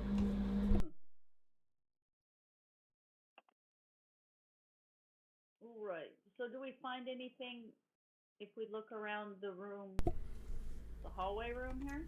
Nothing special. I see those arrows. There's more of those arrow slits up Yeah, high in the wall. just want to make sure those were visible. And Does it? can Neil fly over there and peek in? Sure. Those arrow slits. Sure. I mean, You he'll will. have to do it real quick and come back because he can't really hover too long. I don't think. It's. I'm not worried about the hover thing. It's a weird rule. Like you're flying. We have fairy wings. It's such a weird rule. Yeah. It's like okay, I'm not hovering. I'm moving around. I'm mostly ignoring it unless it's somehow abusable. But are you just peeking in or are you going in? Just peeking in. Okay. Yeah. I have to actually drag. I mean, if it looks safe, I'm probably gonna go in. So you see what is kind of shown on that map there, but let me see what that room says. And while you're looking at that, does it look like this collapsed wall, like it's just a little bit collapsed, or does it look like foobar? Like we can't clear the rubble to get in that way? Okay, so it's completely fucked up. It's fucked. Let me see if this is the room that you did. Well, it is, but okay. The oozes. Yeah, the oozes that were supposed to be spiders. You see ooze webs everywhere. There's a bunch of slime in here. Question number 2. Mhm. If I can kind of see in that slit, can Sarissa Misty step in there? As long as I can kind of see in the slit, can It's I just 30 Misty step in? 30 feet? Yes. Yeah, as long as it reaches, then yeah. So I'll say like, oh, Neil, do you see anything terrible in there? Neil, do you have dark vision, right?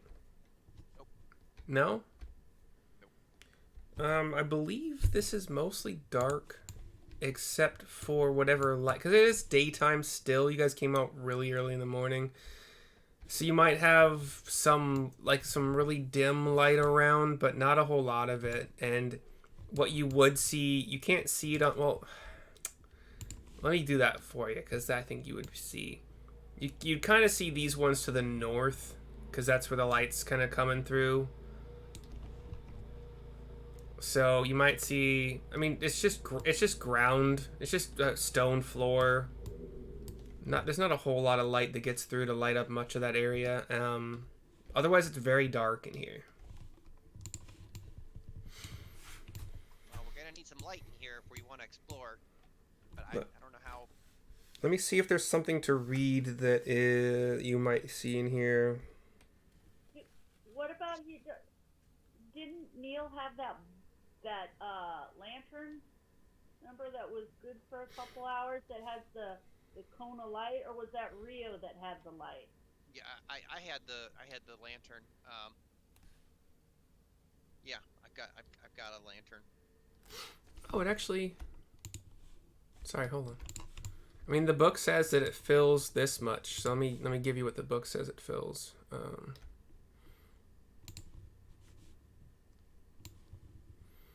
So you can kind of see that much. Still not really anything to see, and I'm just reading if there's anything else that is. Sarissa will whisper across, Neil, do you hear anything? Or can I just come over?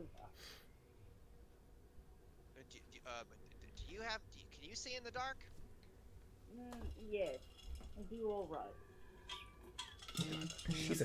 She's a devil woman. Yeah. So, all right, move out of the way so I can see a little bit, and I'll be there in just a moment.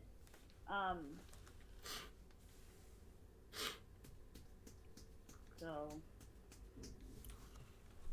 Sarissa will misty step over to with Neil. Okay. Alrighty. Let's just. I'm gonna assume a thing, and it's just you guys are going to explore together. Rio, what are you doing during all this time?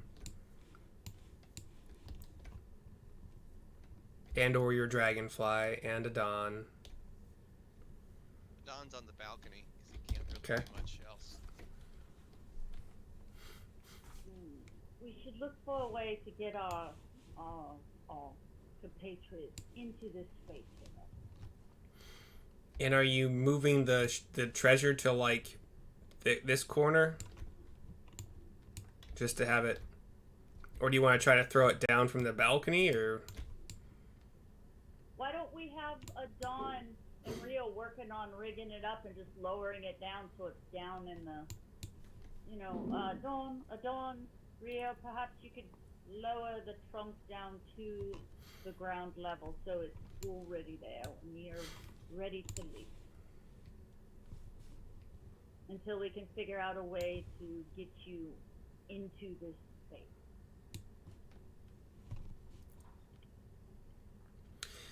From your current vantage point, Sarissa, this is about what you see. Well, actually, you probably see a tiny bit. Like, you can see this staircase, this stairway as well going down. Dark vision's like 30 feet, I believe, so. 60? 60. Okay, I well. have 60. Then let's just say fuck it, eh?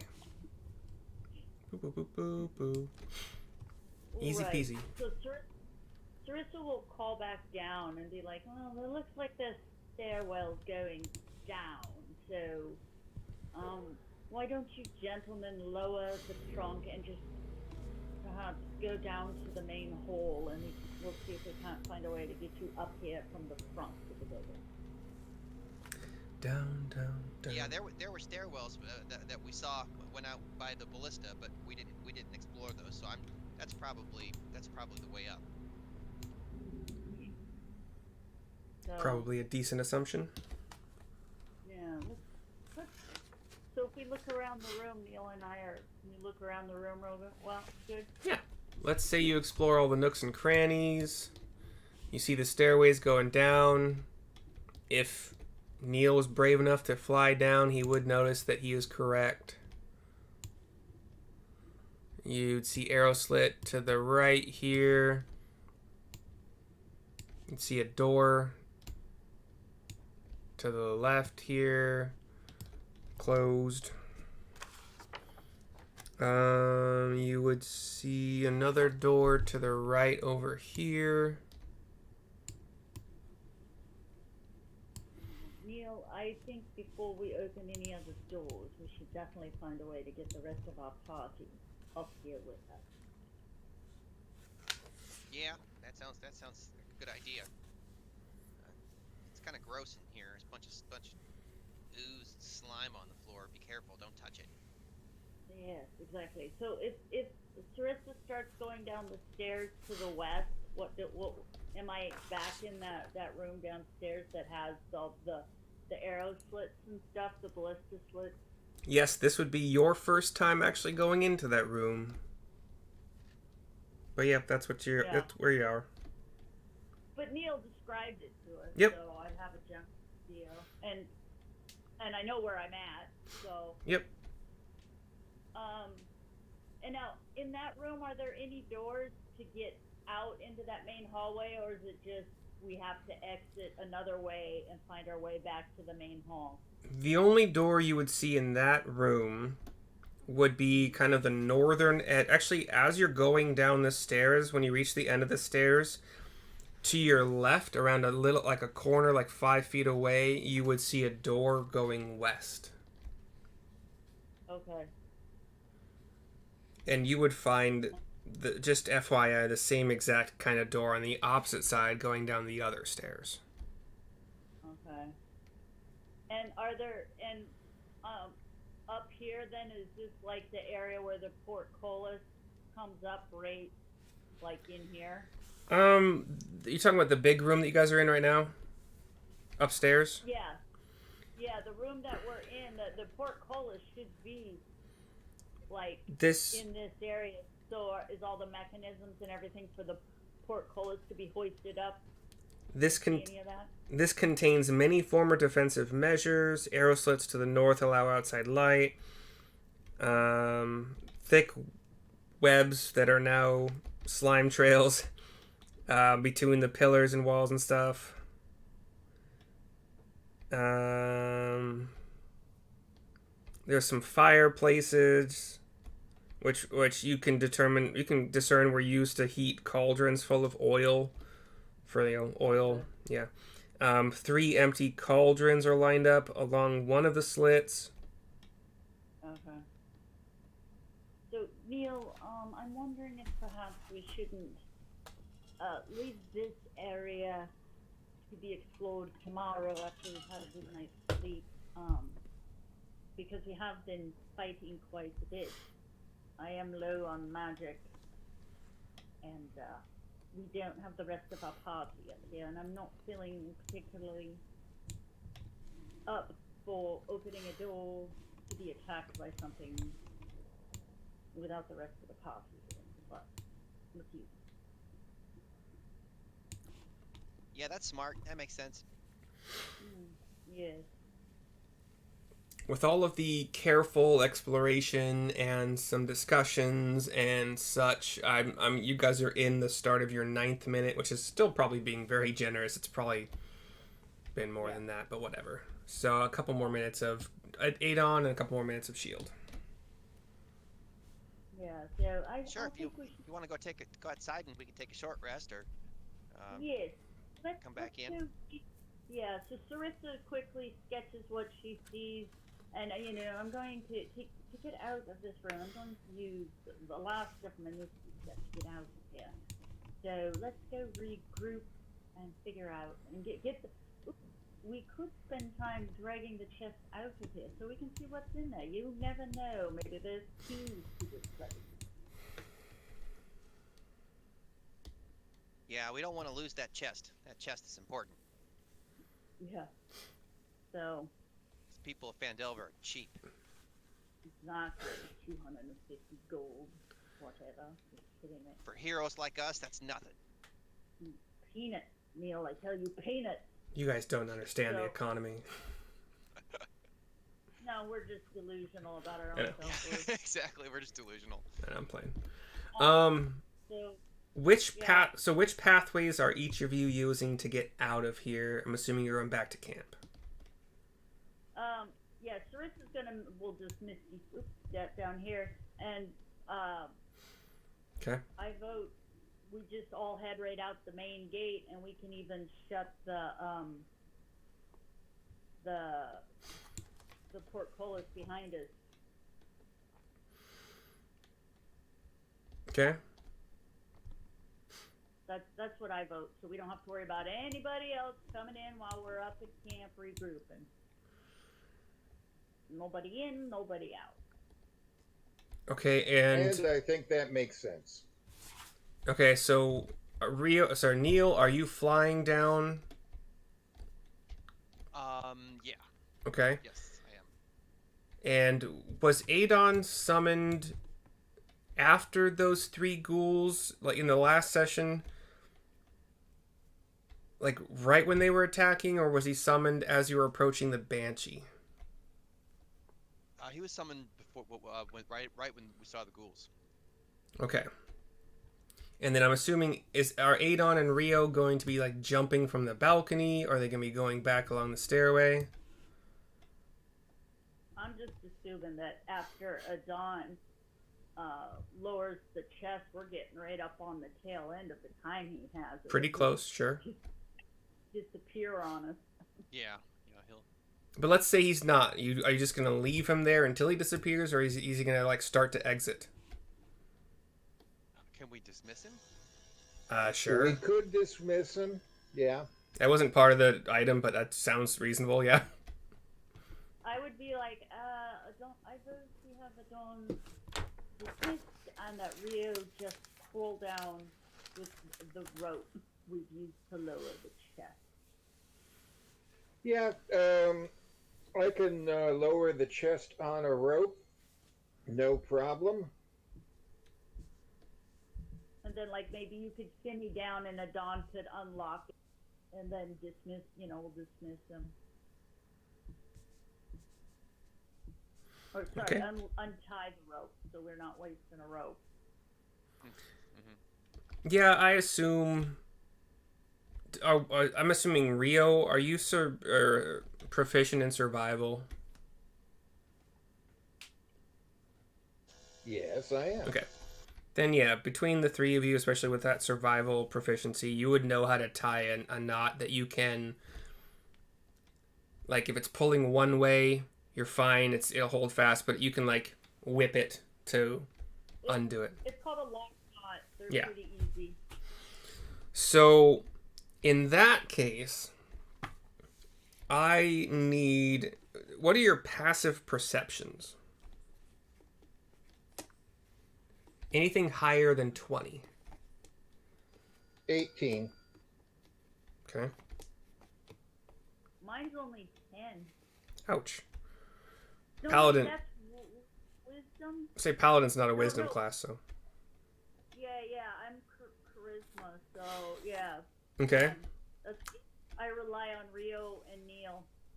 So, in that case, I need a perception check, only one, from all four of you. All right, who's the best at this? Just all four of you roll one time, please. Oh, Including Adon, all four. Only a 17. mine is.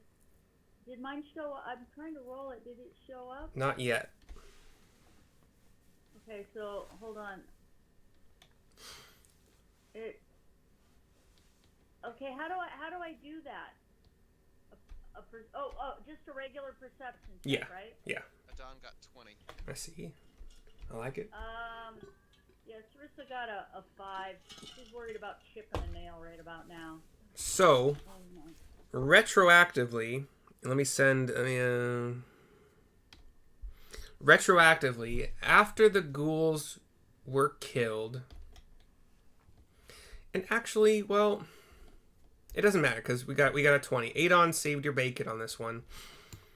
After the ghouls were killed, and as you guys were, let's pretend we're on the bottom floor. As you guys were going through this room and into that throne room again, that was like in this area or lower, whatever it was. Adon, whatever, spots a.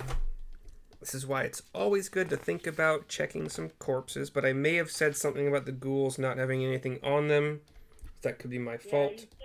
You said that they weren't worth checking because they're scantily clad dead things. Most of the time that would be true. I got it wrong. So y'all would have noticed that, and probably picked up, that one of them had a gold signet ring, the big one that was hiding behind the throne in the King Ghoul? The Castellan, yeah, the ghoulish Castellan, the bigger guy, had a gold signet ring on one of his fingers.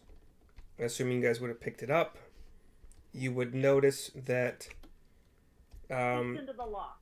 the signet on it is a hand axe clutched in a dwarven gauntlet.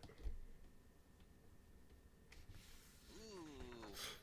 Can we use the ring to put? Well, at this point, why don't we just take this outside? But we should be able to get into it with this ring, correct? It fits into the spot on the chest. Are you trying it now? No, Sarissa says it's just to go outside where there's better light. Okay. And yes, Instead of Adon. being in a dark, dank, only half explored castle full of God only knows what. Adon is gone. Shield is gone.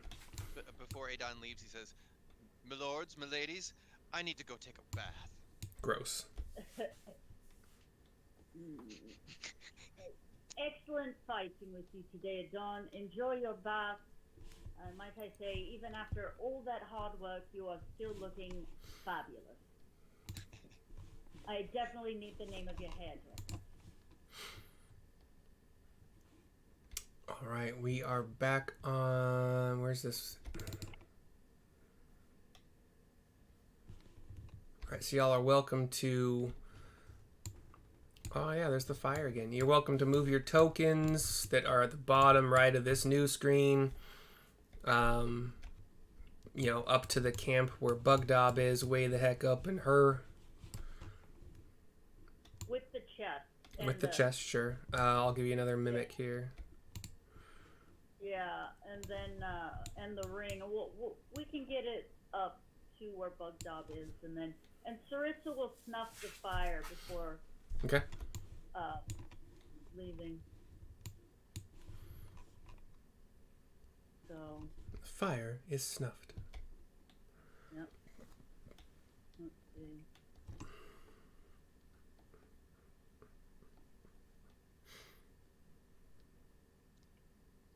More to explore, more to explore. This fortress has more to explore. And Where's Rio? Is he coming with us?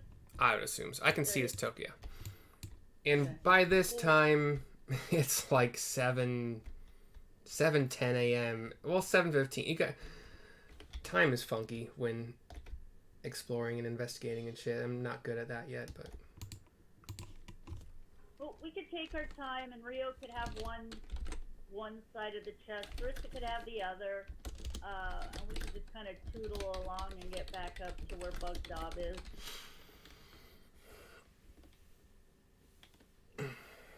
all right. I don't suppose, Rio, if I help you by being a sous chef, you'd be interested in cooking us another delicious meal. Yep.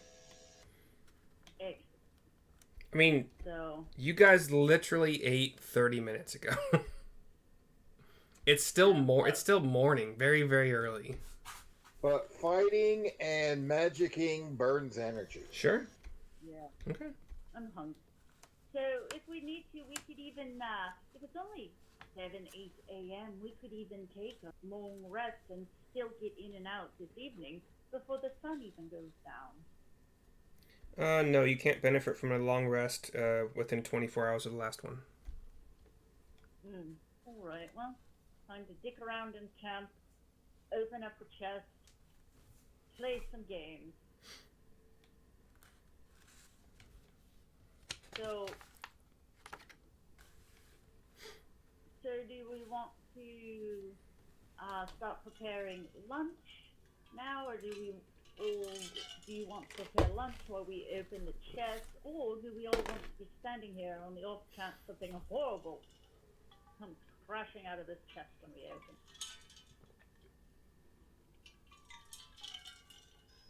Pessimism can be fun. I like the latter course of action. Bugdog, come over here, have your great axe ready, and if we tell you to, kill whatever comes out of the chest, if we kill you. Okay. And then He has a great axe? So, he has a great axe, yeah, we got him a great axe. Yeah. Okay. We got him a great axe and a great club. I was gonna say, I remember the great club. I didn't know if it was a great axe or a great sword. Okay, great axe, gotcha. Yeah, we got him both. We got him a great club and a great axe. Yeah. So if we're all standing ready with an action, if we use the signet ring and put it into the lock on the chest, is it open? It does. And you all die. No. Okay, Sarissa opens it carefully, holding her breath. and looking away. In fact, she opens it with a stick, standing 6 feet. She opens it with the tip of her javelin. Are you sure you want to use the javelin? Yeah, you just put it, once it's held open, you just put the javelin in there, and then you're 6 feet away, so you can just kind of, without standing right on top. I don't think these javelins are 6 feet, but that's neither here nor there. That's more like a pike. But whatever. Doesn't matter. I mean, if you find out that they are 6 feet, I'm down with that, but that seems like that's long for a javelin. Anyway. It opens. Inside, for anybody that's looking, which isn't Sarissa right now, there's a helm of metal and a pair of gauntlets.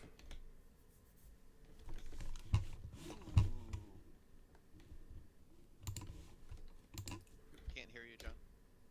Yeah, so my javelin is 8.5 feet long. That's like the standard javelin length. That's a fucking pike. What the hell? May I ask for a 5-minute bio break, please? I'm welcome. I'm willing to have this entire. Yeah, it's about time. You guys want to take a break? Sounds good. Let's do it. All right. Okay. To be continued. We'll be back.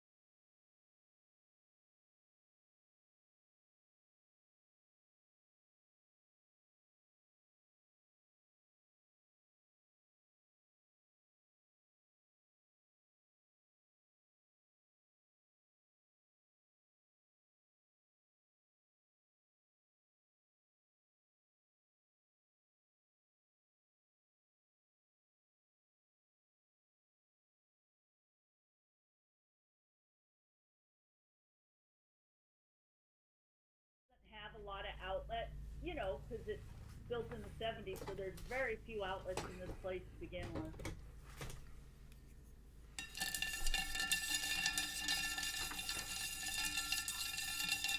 Oh, that's being recorded, isn't it?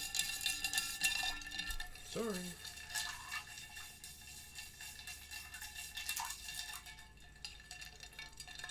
I'm dying, though, to try out that antenna and see how many channels I can get.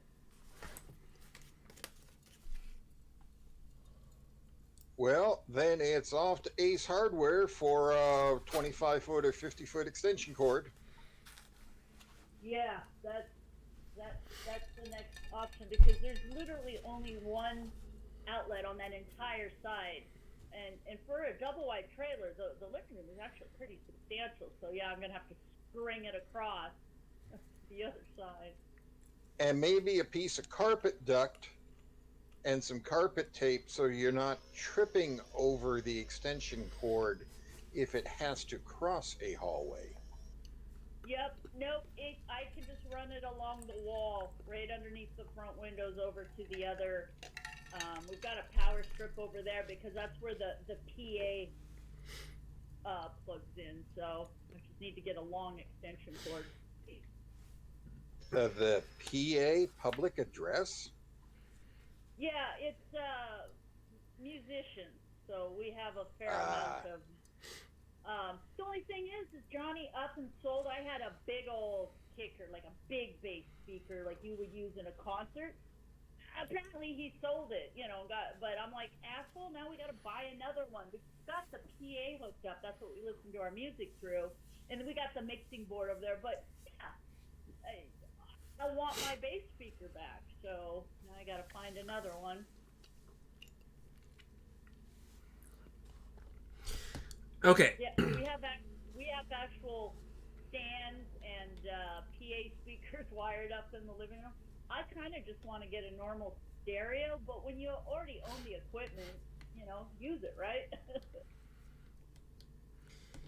Okay, so assuming that Lord of the Rings would probably be the better analogy here, the helm, I believe either Sauron or at least one of the Nazgul would have had a kind of fearsome looking helm.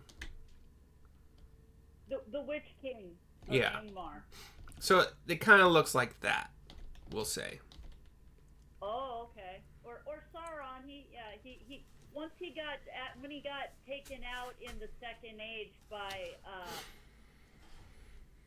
Elendil, he could only stay in his dark visage. So yeah, the terrible looking helm would make sense.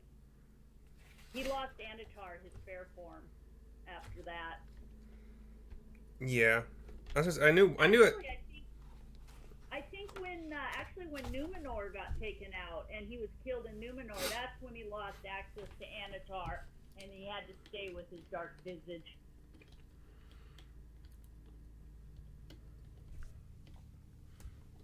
It doesn't say it's... Okay, hold on. But yeah, so that's what the helm looks like. And...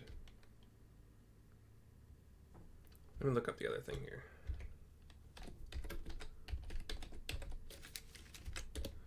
Just to see, kind of get... Because there's cards in the actual pack, but...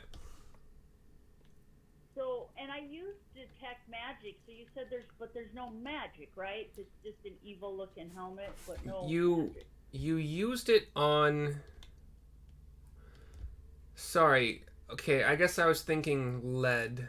So, read the materials that it can't break through. Hold on.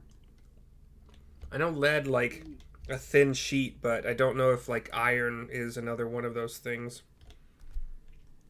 Hold on. I'm trying to...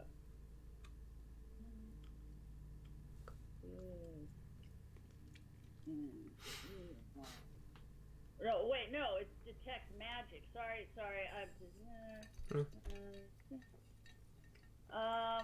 it is... You sense magic within 30 feet. if you sense magic, you can use your action. The spell can penetrate most barriers, but is blocked by 1 foot of stone, 1 inch of common metal, or a sheet of lead, or 3 feet of wood or dirt. Okay, so I was correct to say that you could not, at the time of casting, with the closed chest, have detected anything magical. Okay. Because I would assume the iron of this chest is at least 1 inch thick. That just makes sense to me. All right, but it's open. I would argue that the chest weighs a fuck ton more than 100 pounds. But we got it at. No, we gotta do this now. Hold on a second. How much does iron weigh? Here is information from Agent Dons. Iron weighs... Oh, per gallon. This is gonna be fucking stupid. 65 pounds per gallon of iron. Yeah, Think about it. that would be It tough would be a- to use only a gallon for inch thick. Yeah, It'd have to be pretty small. yeah. And it probably wouldn't even fit. Or maybe the helm would fit in if you want an inch thick. But yeah, an Yeah. inch thick iron would be ungodly heavy. I'm fine with this. Okay, so you would have noticed magic inside. So you don't have to recast it to know that there are 2 sources of magic. The picture of this particular item, one of them doesn't have a picture on D&D, the wiki, although it might have it on 5. Oh, hold on a second, let's see what's in there. It's a magic item, so I got pretty close with this description. It's got like wings. The helmet has like bat wings kind of up and, you know. But we can make it look whatever you want. But the gloves, I don't know how to describe it. The gloves can be whatever color scheme and whatnot you want them to have. But yes, you would have noticed there are 2 sources of magic. The magic school for the helm would probably be illusion. And the magic school for the gloves would be whatever, like, I think it's not abjuration, because that's shielding. It'd be like transmutation, probably. Is that right? I'm not sure. Let me look it up. But yeah, I'll look further, but I think those are pretty accurate.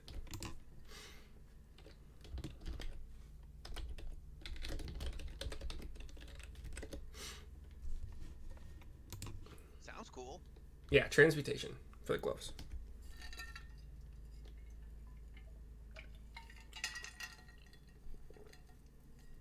I don't think I can wear those.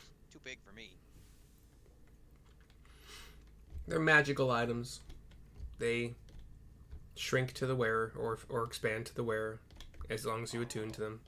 If they are attunement, which you don't know yet.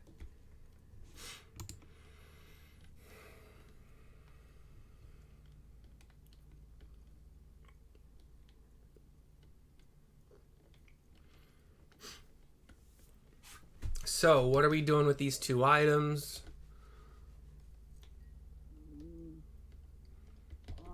Guess- Perhaps we should lock the chest back up until we can figure out what to do with these. I don't know that we want to put on unknown magical items.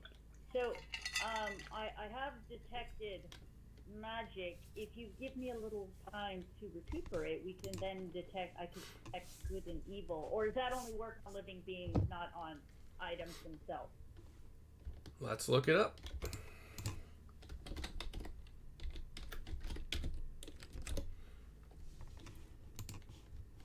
Maybe the gauntlets we could have Bug Dot wear.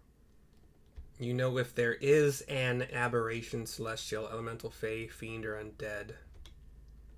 And creature. So yeah, creatures only.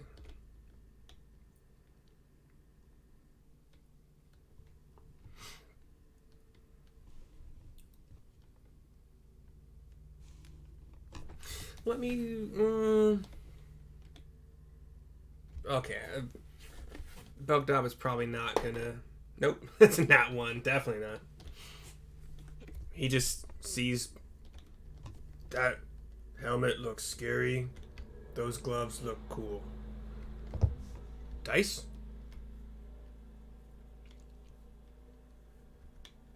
You guys want to say hi to kitties? Yes, Do the so it's a kitty. Do the kitties have names? Not yet. Okay. Facing creature. So yeah, the detect evil and good is only for Creatures, yep.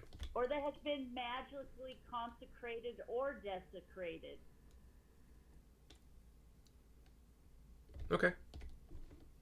So, but let me check my spell slot. So yeah, I did detect magic. So all right, if we do this, I will have definitely burned. So can I use the detect evil and good on the item? Yeah. Okay. All right. You do not detect any magical consecration or desecration. All right. So they are magic, but they are neutral, much as I am myself about murder. Yeah, you have illusion magic from the helm and transmutation magic from the gloves. Transmutation means it was changed from something else?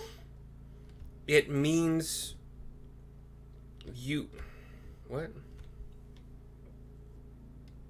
Hey, I guessed right. Educated guess. As you know, I failed completely as Tip, so I don't understand the school's magic at all. Transmutation is kind of like similar to polymorph. It's similar to... And like Neil would know some of this. Rio might have some transmutation magic abilities, I'm not sure. But basically changing one thing into another, or enhancing or decreasing powers, or just it changed basically.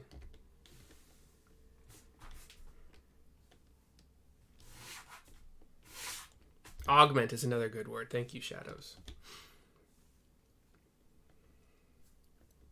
Yeah, these could be really useful. Maybe.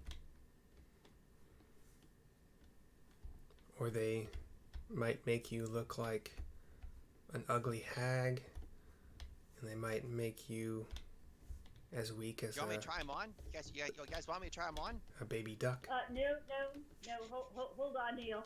This is like, no.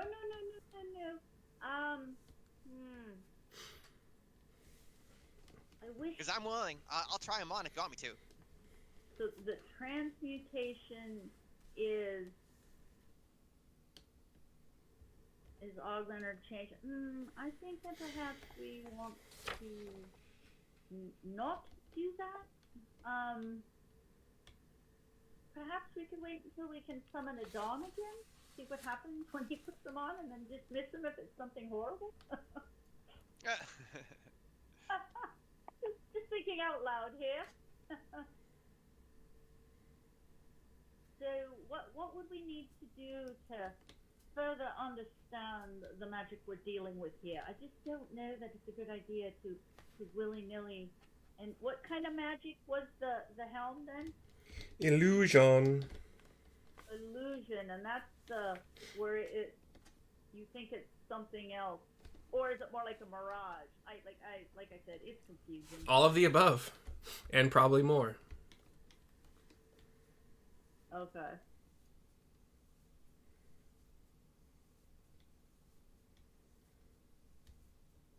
Neil, real, folks. I just don't know that we want Neil to go slapping these on willy-nilly. Well, who can tell us exactly what we do, what they do? Do we? I mean, we have to take them to a wizard or something?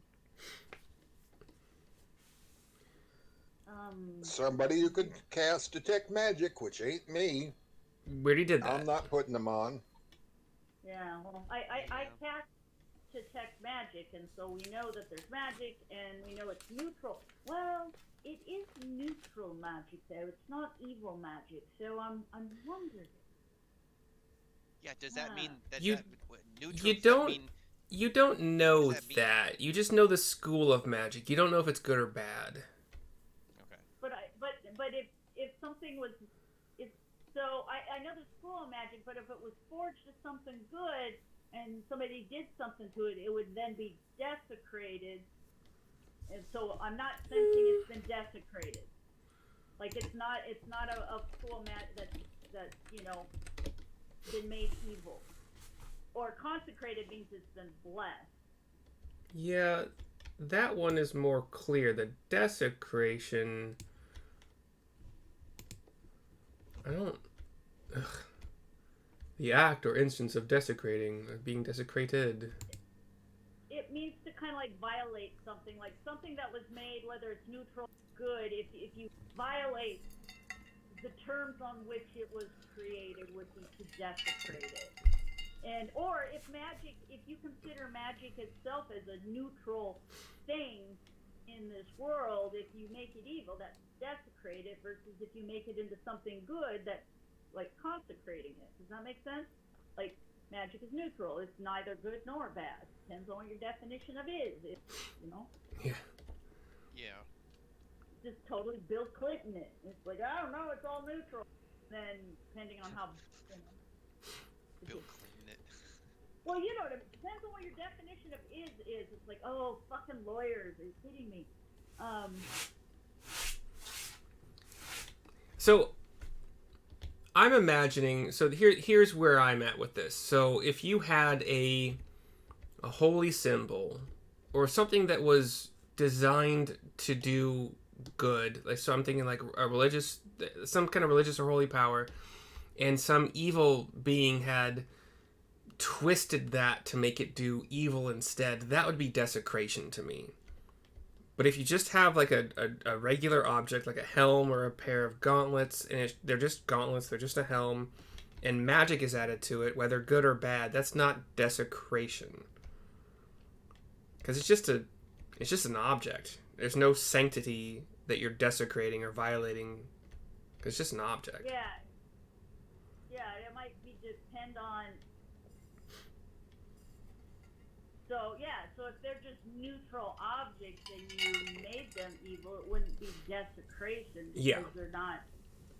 But you can also argue that something that is highly respected, like something that was made, and not even magic, but highly respected things, can be desecrated by twisting their. So these would need to be just like common objects then.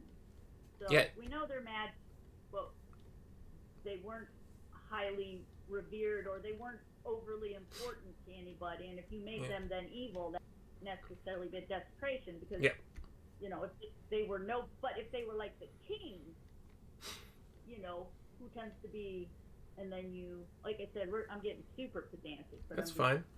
So if I don't know, we're on the same page. And if these objects were created as like a symbol of the king or a symbol of the goodness of the dwarves or whatever, and they were twisted, then yes, I would have let you know that they were desecrated. That's not the case. So you do not currently know if there's good, evil, whatever, neutral, because even necromantic magic has good stuff. Yeah. Weirdly. But I don't know, gentlemen. Should we have somebody put one on, roll the dice, or should we wait till we're closer to town? So perhaps even go to Neverwinter, whatever the fuck it's called, so we have a wizard on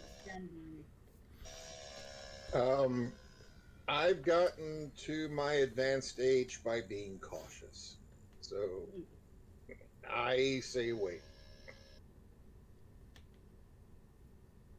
Hey, you guys know what's best.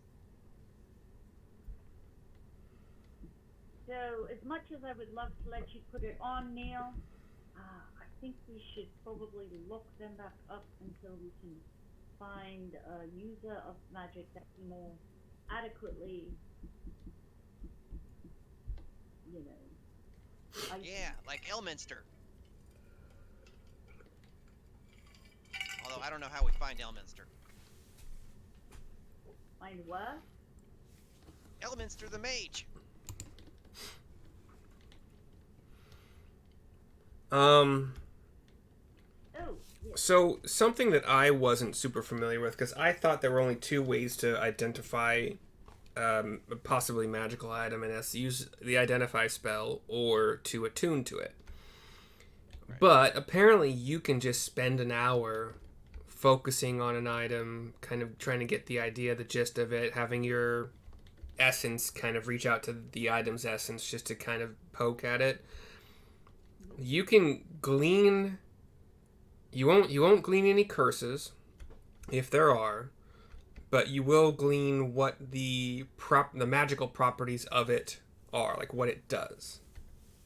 Okay. But we still won't know if it's cursed. It won't protect you from the curses. Yes, that would be like detect curse or yeah. Identify might. I'll have to look up identify. But I don't think identify does curses either.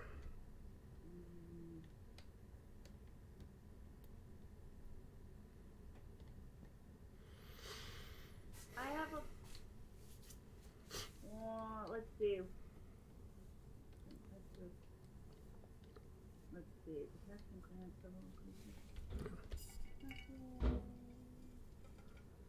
So if you cast protection from good and evil, that would only work for other critters, right? Like I couldn't cast protection from good and evil on Neil, let him put the items on protection because it would only protect him from like celestials and undead and stuff, right? Yeah. I don't think it's for that. Yeah. Yeah, we should probably just look it up and I mean, there are some magic users that can remove curses, so just for the hell of it, homebrew. Sure. It would give you advantage on any saving throws against being cursed. All right. So Neil, I have a spell Homebrew. that I can use. No guarantee that it'll work, but if these items are cursed, and you are at a battle for your soul, there's a chance you won't die a horrible and painful death. No. that sounds good. It's like, oh, right, let's talk to Rio. Hold on, Neil. The adult wants to talk. No. Like, leap first, ask questions later. No, I say that, and I hear Neil say, "Hold my beer."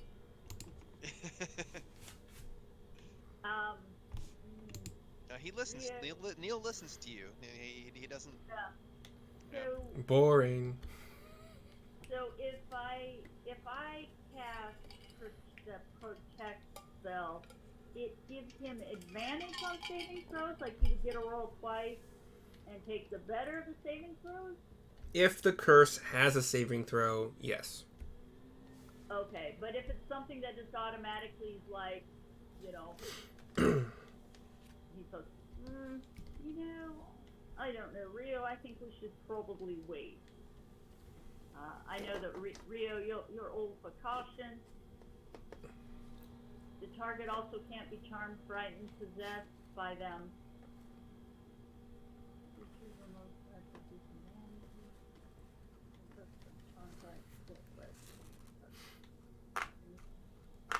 Yeah, So, yeah, it looks like, according to this, if somebody has cast protect from evil and good and a creature touches you and is going to have advantage. Yep. So, provided there is a saving throw. So, I don't know. I suppose we should wait. As much as I want Neil to try it, to see what happens. I don't want to kill my friend. Neil, you feel the overwhelming. You're good. Right? Yeah. I know he does. He's like, He does. I'm thinking about like, maybe tonight when I'm on watch and nobody's watching me. You guys remember? Oh shoot, my camera's up. Do you remember the movie, the Muppet movie, when they're in the store and Animal's standing at the counter and he keeps trying to grab that big jar that's pills on it and keeps sliding it towards him like he wants to eat the entire jar of pills, and Kermit keeps sliding it out of Animal's reach. No, He's like, yeah, that's yeah, funny. yeah. Sounds like a good scene.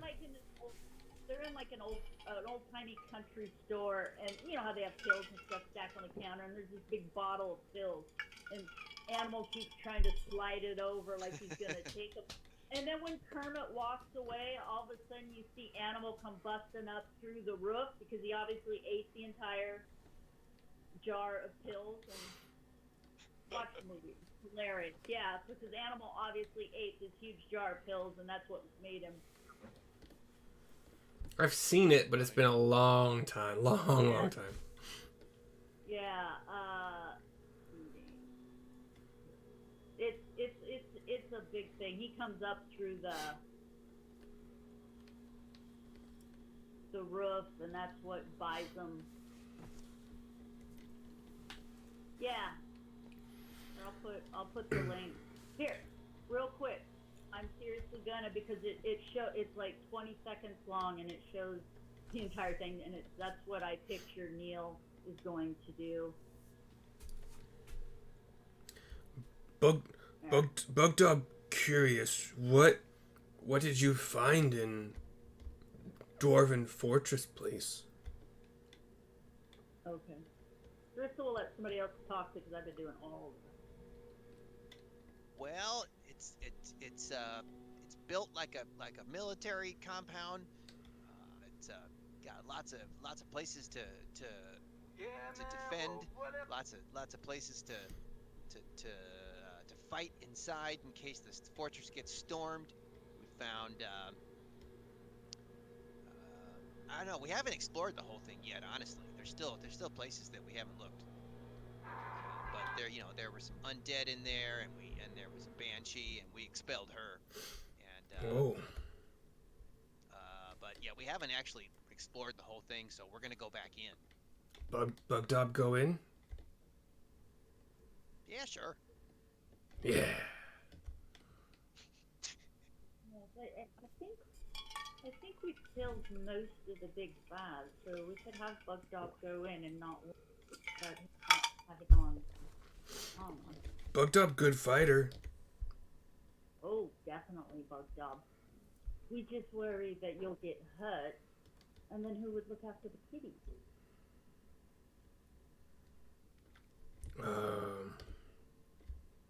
One of you?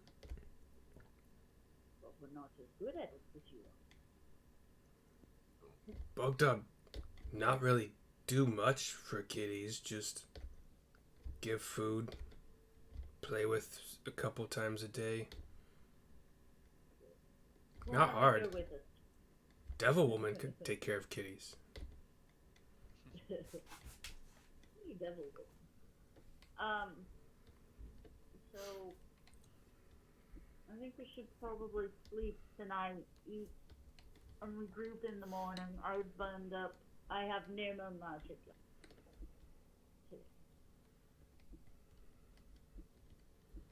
Yeah, that's not a bad idea. And Sarissa takes the signet ring to open the chest and stashes it in on one of her inner pockets, right next to her skin. Okay. And looks at Neil and grins.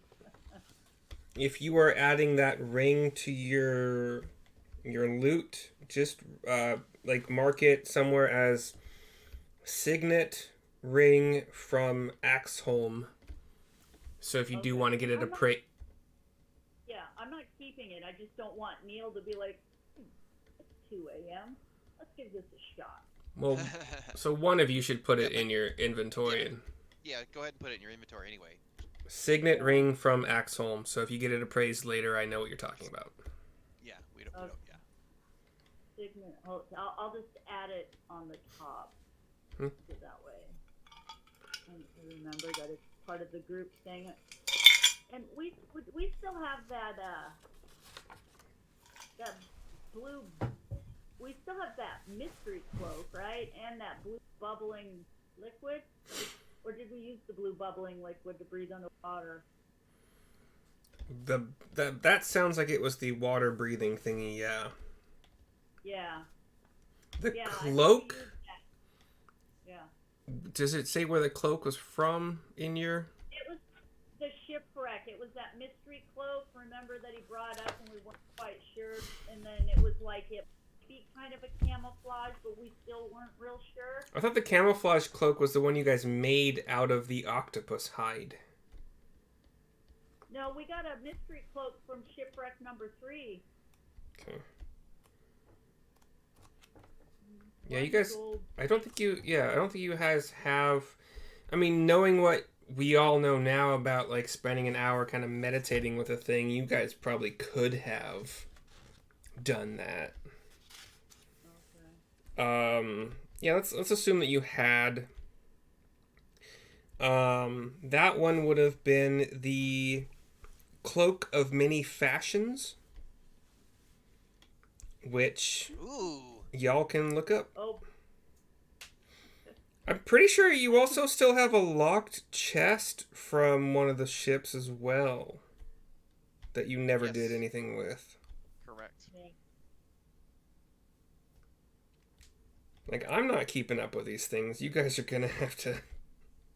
There's so much. So make sure you're looking through your inventories and asking questions about shit and. So the mystery cloak is a cloak of many fashions. Yep. Cloak. I can see Neil keeping that on continuously.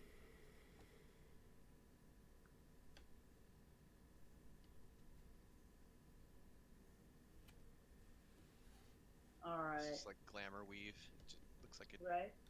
It just changes appearances and stuff. It's pretty cool. The 9-inch blue crystal mermaid statue. We didn't sell that. We still have that, don't we? As far as I know. Okay. If you have it, then you have it. Yeah. And then let's see. We still have the mystery key too, from that woodland temple. The mystery key is from the Woodland Temple? Yeah, the mystery key that had the mystery key. What is a Woodland Temple? Worked into the head of the mystery key. There's an enchantment and our transmutation from the Woodland Temple.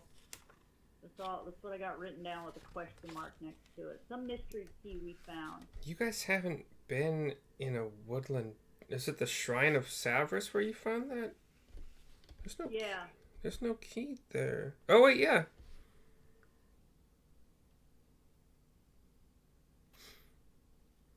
The book doesn't tell me what the fuck that does. Hold on.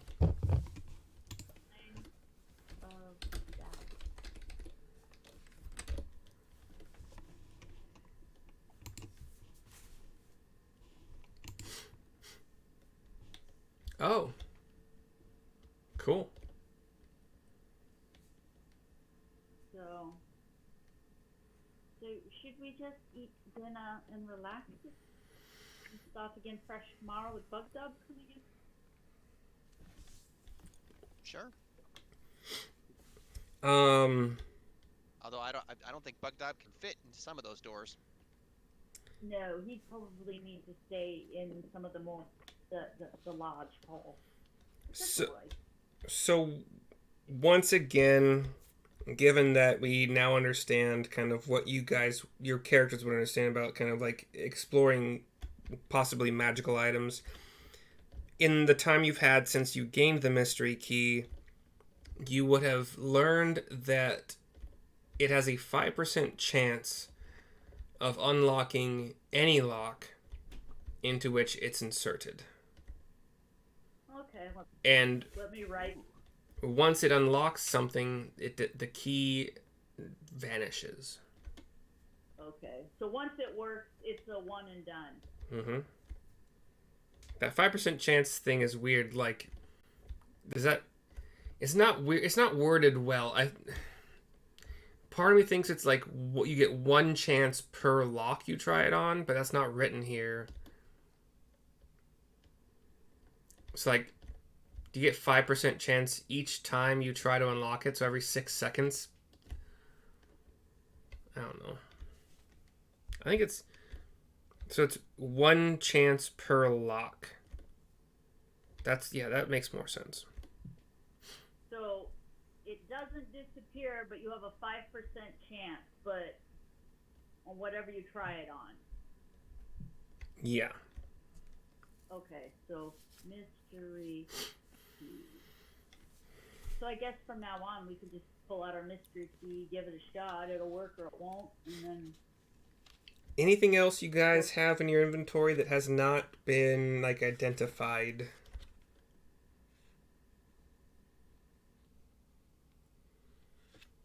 And maybe where you got it? Not me. I've got everything updated on my list. Okay. Okay, so, During this day, before you go to sleep, are each of you spending an hour to kind of discern what the helm and the gloves do? I mean, Yeah. It's like fucking Yeah, 9 a.m. sure. at this point. Okay, cool. So over the course of that time, Absolutely. the helm I'm just gonna tell you, it's the Dread Helm.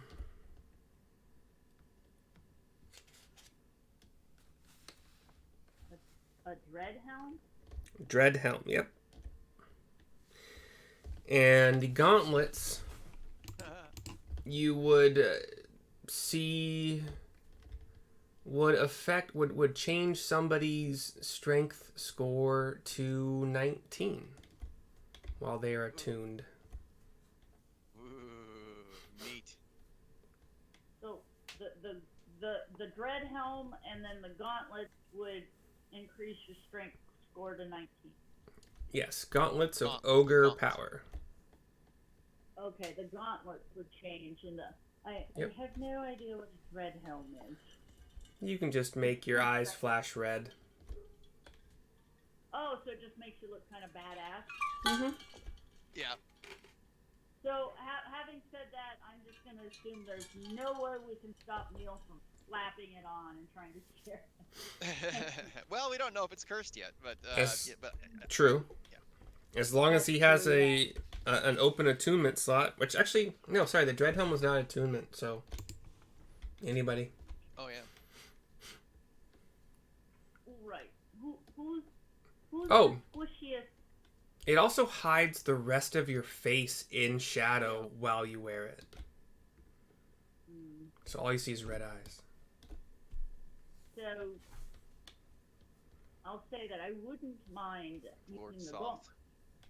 Yeah, I wouldn't mind having the gauntlets because if that would up my AC, then my shield of faith would make me slightly more tanky, slightly less, squishy. But I'm not set on that. It's somebody else, and we could also sell them.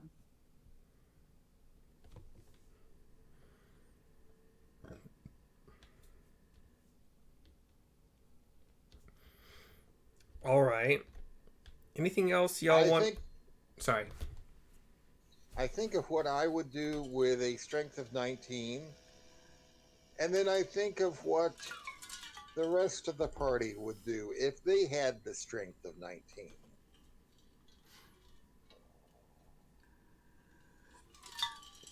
And you decide to kill the party? No. Oh, okay. But I start to get concerned with what our fairy could do with a strength of 19. Yeah. That was a cute thought I had, but He can't. Right. He doesn't really have strength anything aside from opening doors. Sarissa just kind of says, on the gauntlet. We should probably look into the pellet. Yeah, no, the gauntlets would be great for our paladin. Sarissa, you'd be able to. Well, you'd be really good with your longsword. Yeah, and depending on what we go up against, I might not have to burn a spell slot or use concentration to throw out Shield of Fate to get my AC just a little higher. Strength That's doesn't. going to affect your Yeah. AC. It's going to affect your to hit with the longsword. It's gonna make you much better hitting with the longsword. Okay, yeah. So, right, yes, that was excellent. I would have I'd be able to kill things better. I would still suck at perception and all those sorts of things. Yeah, wouldn't do that much for me because even when I am rapiering, all it would do would be dial up my damage a couple of points. What's your dex? 18. It wouldn't do anything. Because your sword is finesse, right? Right. It's the same. It's a rapier. It's either, but if I did that, then I'd be tempted to get a bigger sword, and that would lead me all kinds of places where I think it would be wise not to go. I get you. I see. And as a ranger, you should be proficient in almost every weapon, I think. Yeah, but then I'd be tempted to get full plate, and that would ruin my longbow ability. A little bit. Wait. Do longbows care about your armor? I don't think they have that. No, probably, but it would still lead me into temptation. Yeah. Okay. Those have been identified aside from any possible curses. And, anybody putting them on? Sarissa will be like, so should I put the gauntlets on and we see what happens, or no? Wait.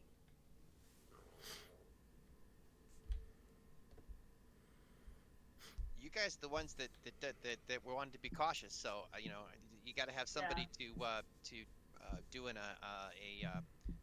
run an identify spell on it. Yeah, my feeling is Sarissa's the best equipped to use them without significant spiritual damage and the wisdom to keep her out of trouble when she doesn't need to be in trouble. It's a very hard, fast rule as a paladin. So should we be cautious and wait to make sure there's no curse or anything terrible on these? You guys do know... Well, fuck. And Sarissa just validated my idea of her wisdom being a significant factor here. I don't think that paladins are very arcane magic-y, but I think both rangers and bards for sure. So if you guys both want to give me arcana checks, because you do... Sarissa has, like, good insight, because, wisdom and history, but, no arcana. There's a 14 in their arcana. Neil? Loading, looks like? Nope. 3. Okay. With a 14, you would probably know enough about the identify spell that it doesn't really give you much more than what you guys have already received. It does not tell you about curses. In fact, I don't fucking know what does. Like, is there detect curse? Let's look this up. And there's remove curse. Let's see. How to detect curses. 5e. Bestow curse, remove curse. Yeah. Not to reveal which curse, although lore might hint at a.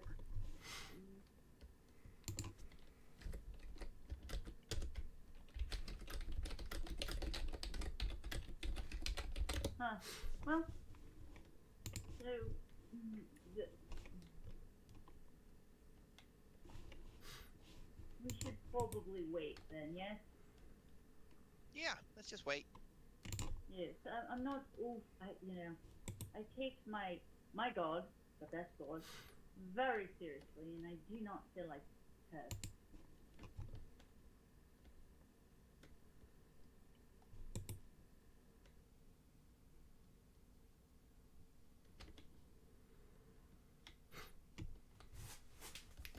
Yeah, the internet tends to agree there's not really a good way to detect a curse. Or any way, Yeah. aside from maybe wish. So we should probably wait till we're around with. Have them check them out. If they think they're alright, then I can then begin to use them. But until then. Sarissa, you can actually give me a check. Either whatever is higher of your. We'll go Arcana or Religion.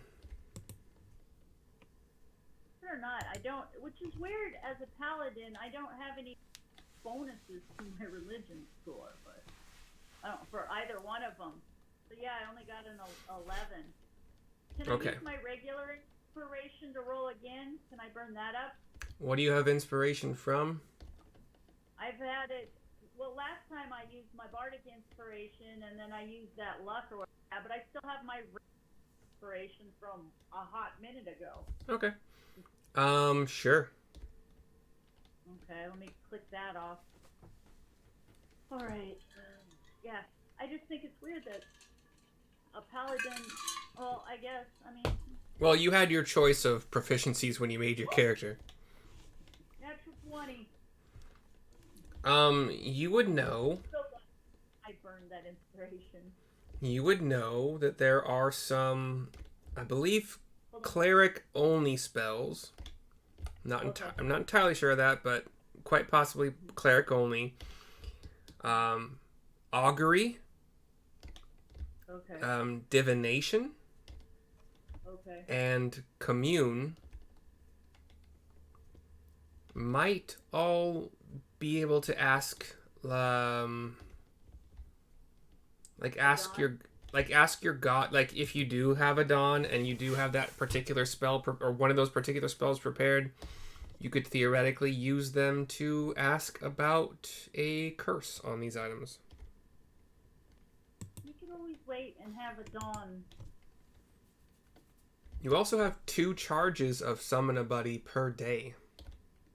Oh, so since we're going to wait until tomorrow to go back out to the council, why don't we summon a dawn and see if perhaps we can't have him, if he doesn't have the spells now, perhaps he could ready them for tomorrow before we go into the court. You know what I'm saying? Yeah. Sure. Yeah.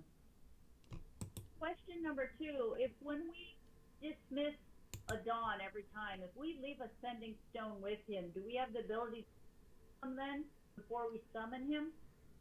Like if we permanently give him one of our sending, we have 3 of them, so here you go. Does that mean with the sending stone we can talk to him before we summon him?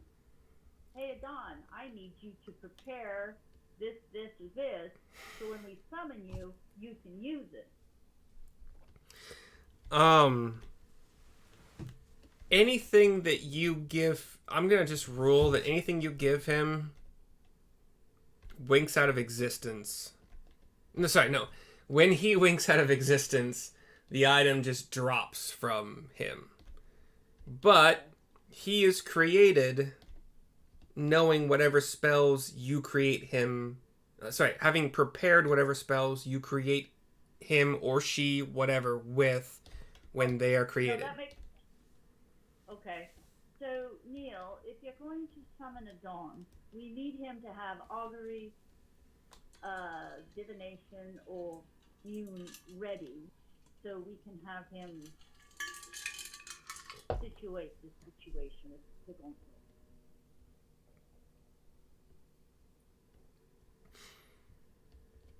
Don't know if I can change him now. What? Clerics just have to meditate, and then they can prepare their spell. It's a long rest, but each time you create, you get to choose when you create. You don't have to worry about like, is it the same day? It's Sweet. Yeah. Okay, awesome. Yeah. So when he shows up, it's kind of like the beginning of the day, and he's meditated, and his spells are ready to go as he was created having. Okay. Okay, cool. So in fact, have him have all three of the spells available. Maybe that will help. He's not high enough level technically to get anything except for Augury. Augury, yeah. Okay. Yeah.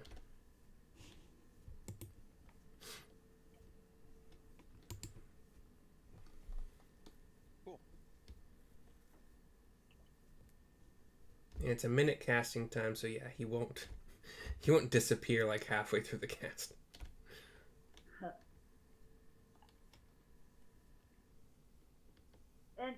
And while he's here, perhaps he could also check out the helm to make sure Tess is on that.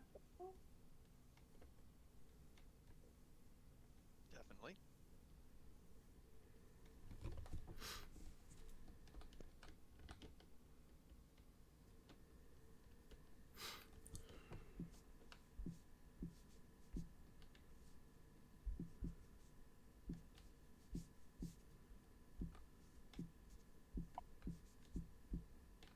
So what are we doing?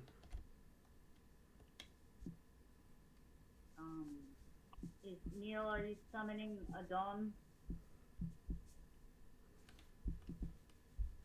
For the second time today, you mean?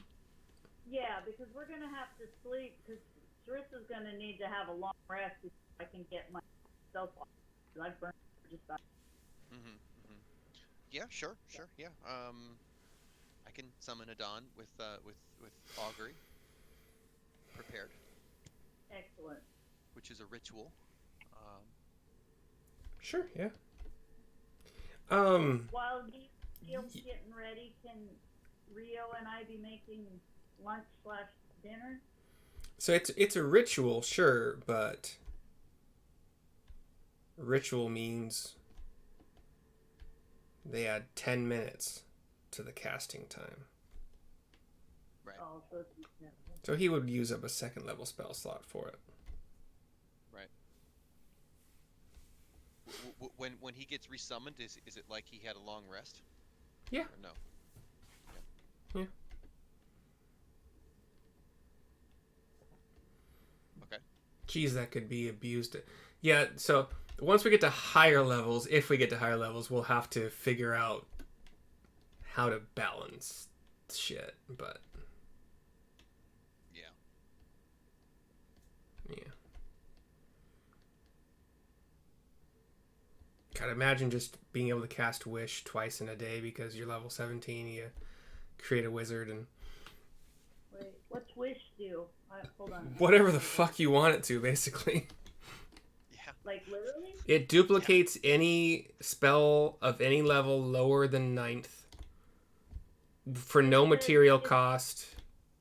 The mightiest spell a mortal creature can cast. Yep. Like, read it. Great foundation of reality. Wow. If you do anything that's not that's not listed in Wish, that's not a duplicate of an 8th level spell or lower, then there's gonna be rolls. But It's actually a really good way for wizards to make not simulacrums, but I think clone is the one I'm thinking of, which normally costs like 1,000 gold worth of some, or 10,000 gold worth of something. I think. So No, worth 25,000 gold pieces. yeah, Wow, that's a lot. I'm gonna use the restroom. I think it should be pretty quick, but I'll be right back while you guys decide what you're gonna do. Like decide, you get one question with Augury, I believe. So decide how you want to word it.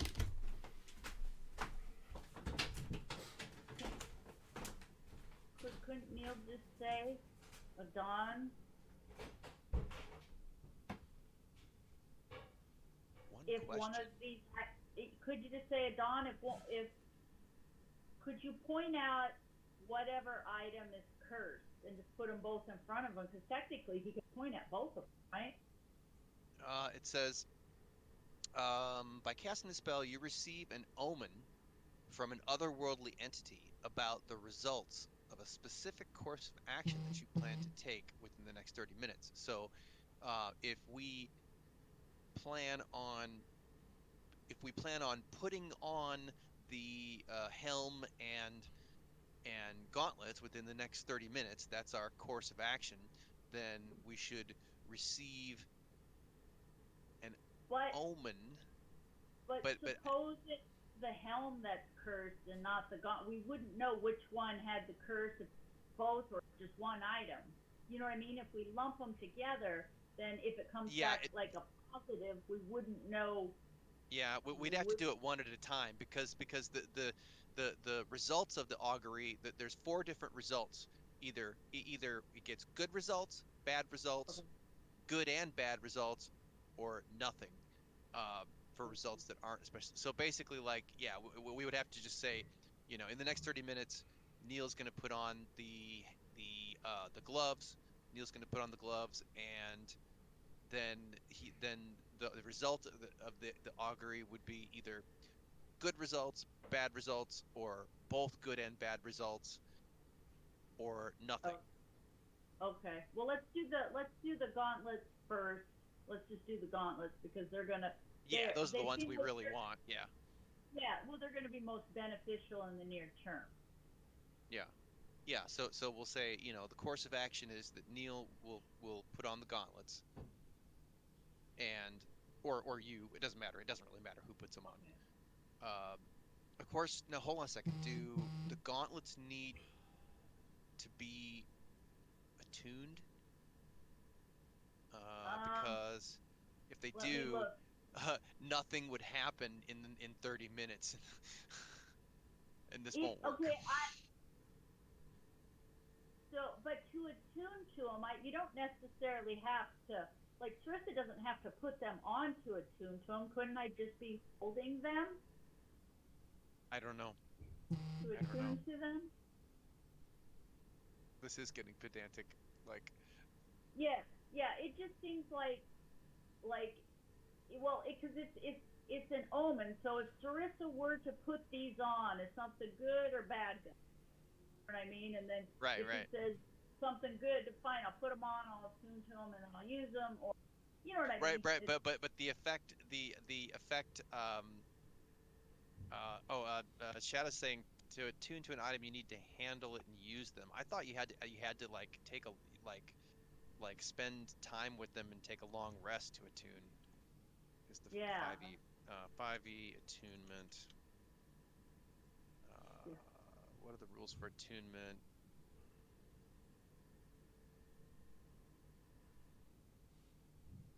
One hour short rest period. Okay, that's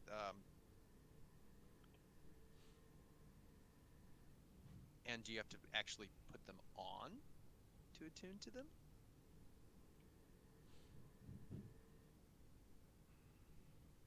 What is the process of attunement? I don't think so. So you just have to put them on you.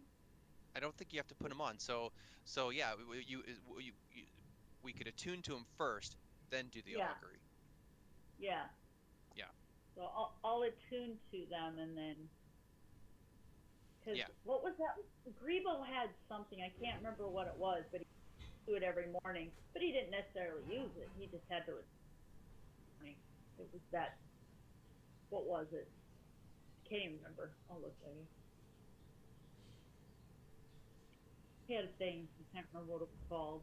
Kind of know what it did. This is funny. We're gonna do all this and like there won't be any curse at all. Right? That or the second that a Dawn cast, like, you know what I mean? That like the self-destruct mechanism where they just poof away into a cloud of black smoke. Okay, so actually, what Shadows is saying, we would have to put it on to attune to it. Is that what you're saying, Shadows? I think that's what you're saying, and I would agree that that's what that. Yeah. So yeah, to attune to it, you gotta wear it. So that's not gonna work. Well, we can just tell a Dawn, like, if Sarissa dons these gauntlets, you know. Oh yeah, we could have a Don. We could have a Don. Oh, a Don. He can't do it either because he can only be around for 10 minutes. Damn. Yeah. So like, just ask him if Sarissa were to don these gauntlets. You know, is this gonna be a good outcome or a bad outcome? Yeah. Or something, you know. Just Yes, get super right. specific. Right. The course of action is that Sarissa's gonna attune to the gauntlets, and then that's the augury, and then we see. Yeah. I think that'll work. I think that'll work.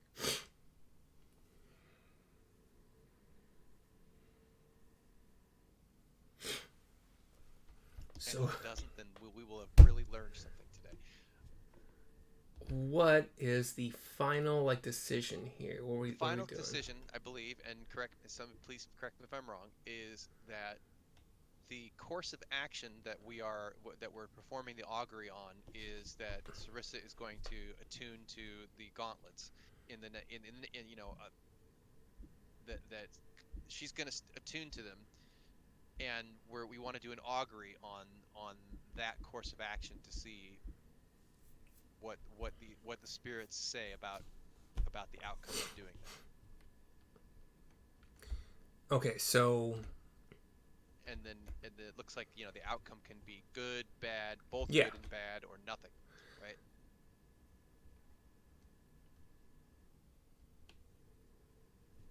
So I mean, we're defining bad as being a curse.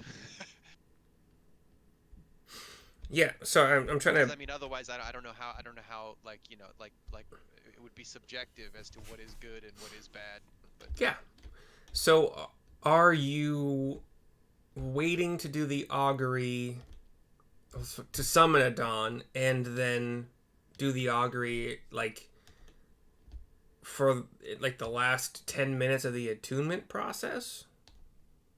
So that, or are you you're hoping that the augury can be, if she starts attuning to this item. yes, I guess the last right. Okay. Right. Like if Sarissa attunes to these, if she takes the action of attuning to these items, starting immediately after the augury is finished, then what does the spirits say about that?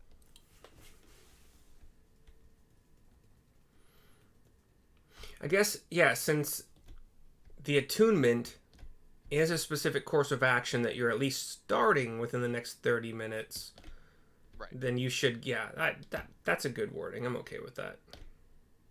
That makes sense. And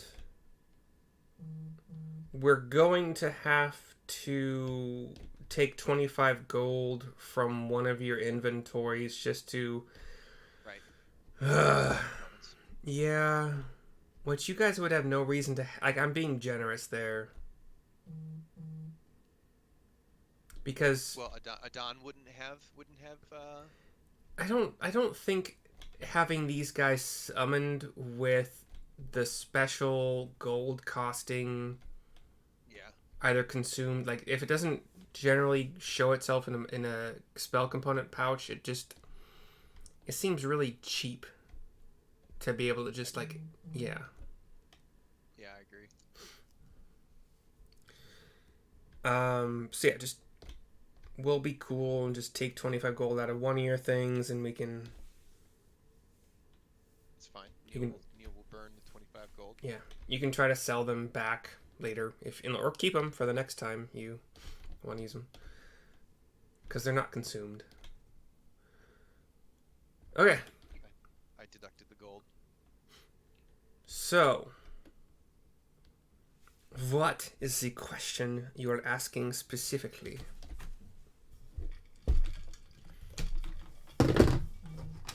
What is the outcome of Sarissa attuning to the gauntlets? Which she will do, in the next 30 minutes. Okay.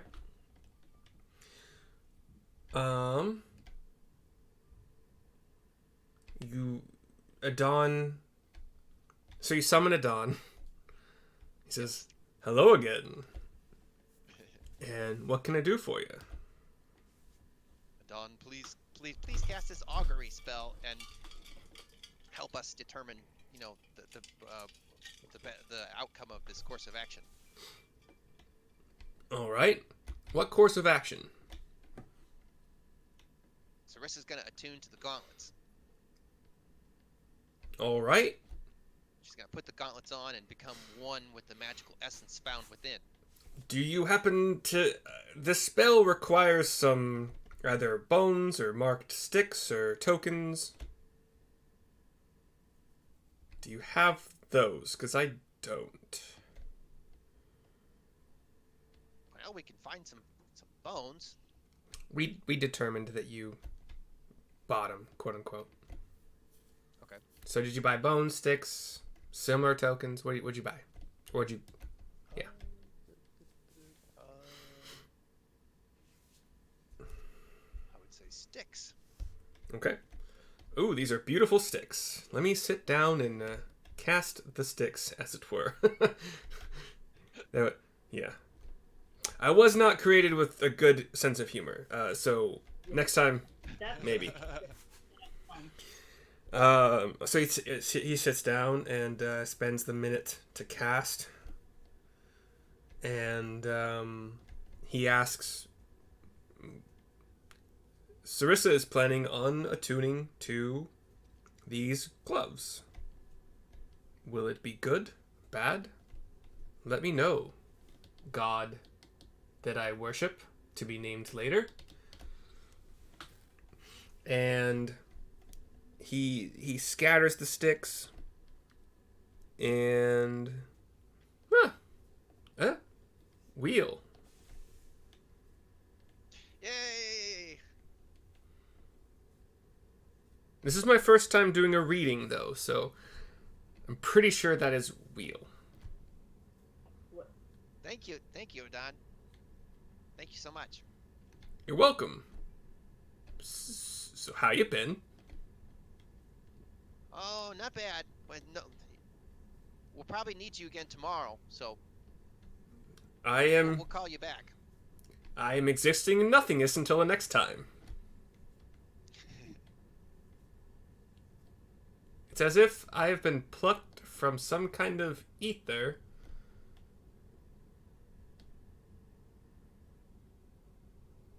By the ether, buddy? Can I give him inspiration for that? Who? John? Yeah, Rio Kid's Sure. inspiration. That was fucking hilarious. My sense of humor was good enough to pick up on that one, Ranger Man. What's my name, by the way? Better hop to it. Your name is Adon. Adon. Okay. What are your names? You worship the goddess Suni. Suni. She Goddess sounds of beauty. cool. Oh, even better. Am I beautiful? Yes, yes, Adon, you are very handsome. Oh. I don't know what to do with that. Am I going to exist for the next 8.5 minutes? No, I think we're done. You can go back to the ether now, and as soon as you know it, before you know it, you'll be back. Just don't worry about it. We could use him to help prepare lunch if he wants to hang out and talk for another 8.5 minutes.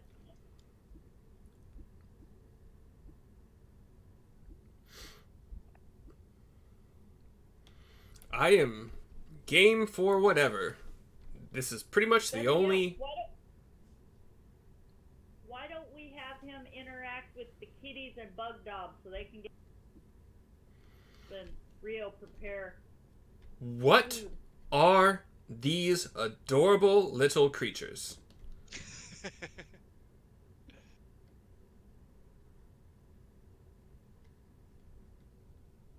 They are felines.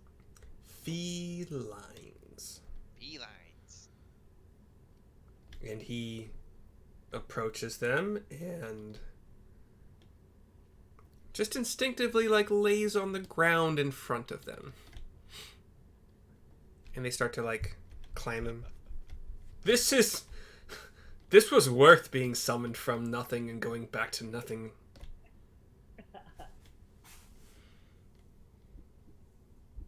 Good. We want to make sure that you're having fun too. Well, thank you. We don't always summon you when there's something bad going on. We summon you sometimes for fun. That is nice. I like that. I do also like making undead my bitch. That was fun.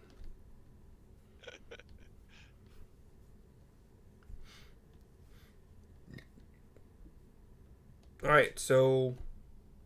what are we doing? Are we tuning? Hell yeah, do it, Sarissa, do it.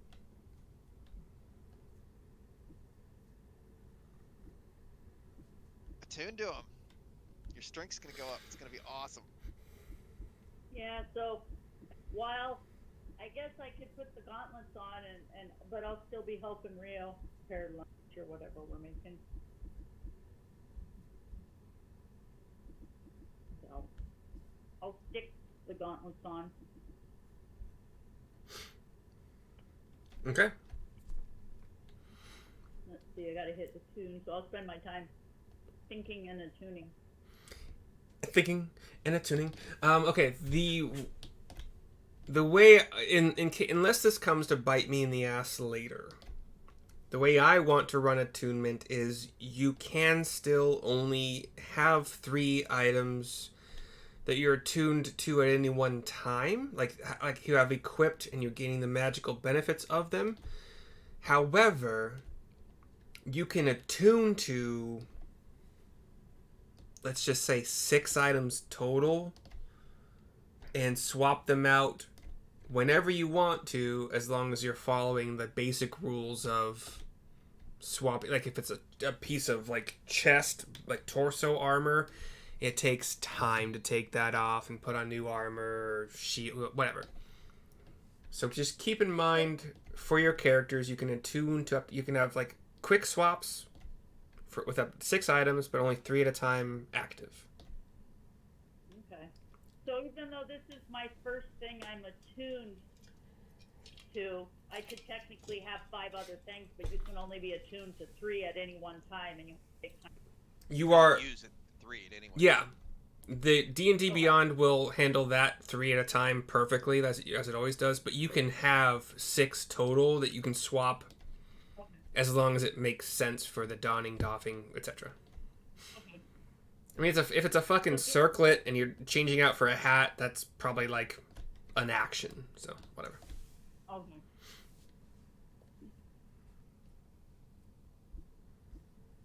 Perfect.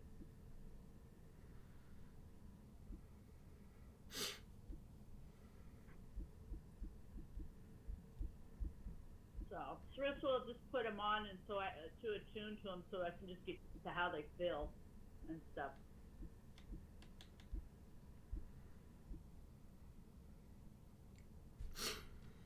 Adon will spend his remaining minutes playing with the kitties until he winks out of existence, unless you guys want to have any chats with him.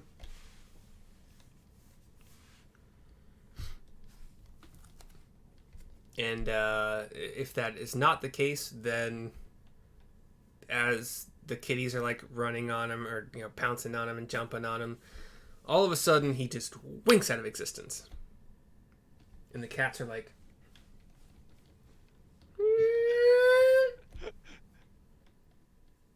and they go running back to Bugdob into the safety of his papoose. Not papooses. What are they called? The Papoose. Baby Bjorn. Bjorn. Thank you. I was at a Mexican restaurant and there's like papooses on the menu. I don't know why word is stuck in my head.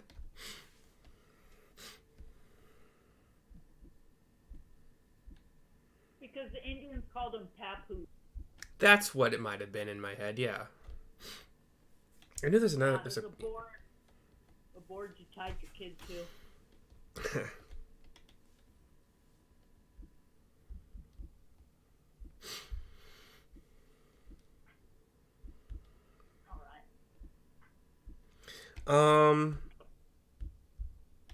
We could, in theory, I know it's a half hour early, but do you guys want to just have the long rest happen and then go exploring for the last half hour? Do you want to save it for the next session? Up to you. I got nothing to do. Wait, so you mean as in advancing to after the long rest? Yeah, you guys aren't doing anything special, so long rest we can just say, yeah. I rolled. If we stop now, it's the natural stopping point. If we Yeah. do the long rest, we'll probably have about 15 minutes before, by the time we get going, we're gonna have to stop in the combat, run into. We can hand wave all things long rest related unless you need to set your spells, which I don't think bards do. I don't think rangers do. So just the paladin. But we can hand wave, you can say, yeah, we made breakfast, you got these buffs from it, whatever, and you can go back in and we just go right back down to the map and explore. Or we can stop and then do that next time. You guys do tend to explore very tentatively, so... Yeah, that's why I'm thinking, like, if we, this feels like a good stopping point just because we tend to err on the side of caution, so it's going to take us 45 minutes to get from camp back into the farm. I hope not, but yeah, point taken. All right, so we go 5 feet. Any monsters around? Make perception checks, I guess. Stealth check. Yeah. Exactly, 5,000 questions, and then we go another 5 feet. So. Neil changes clothes.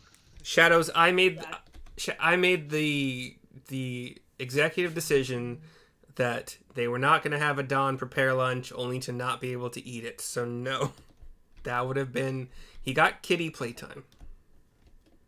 That's right. But Neil could put on that cloak though, that cloak of many. True. You know what I mean? You could paint your face up like a little devil again and. Cloak of, what was it called? Fashions? Cloak of many fashions? What do you There think, it is. Leo? Are you cool with being extra cautious and? It is. Yeah, it's kind of my métier. Yeah. It's not attunement, the cloak, so make sure whoever has it adds it to their inventory, puts it on, knows what they can use it for. It's in the D&D 5e. It's right there.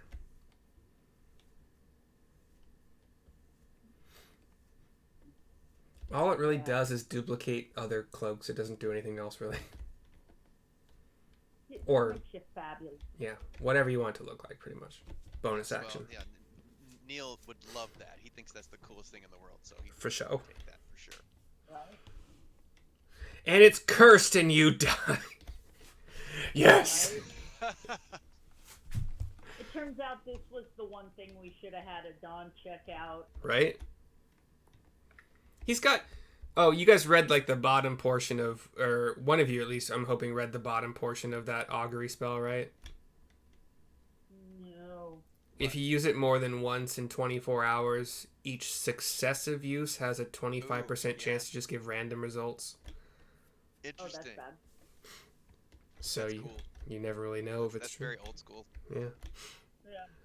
But once a day. How very 3.0 of It's very you. Gygaxian. Very Gygaxian. So, and I heard Rio, you weighed in. That should be a good stopping spot so we can get ourselves situated for the next time. Yep. That's what I thought I heard. Yeah. All right. 9 spells. It Cool. is- Good deal. we Good session. And you gave yourself inspiration, right, Rio? Yep, it's logged. Okay. Those also, they stack. Like, you only have the one button for it on D&D Beyond, so if you're keeping track of it elsewhere, I'm not limiting you to one at a time. You can stack? Yeah. Okay, inspiration. And I'm gonna put. We can stack them, but you got to keep track. Yeah. And I'm just trusting y'all to mark it off when you use them. And Yeah, I don't. I keep track in my little notebook just because it's easier. Because if you do it online, it just doesn't register the same. yeah. So that.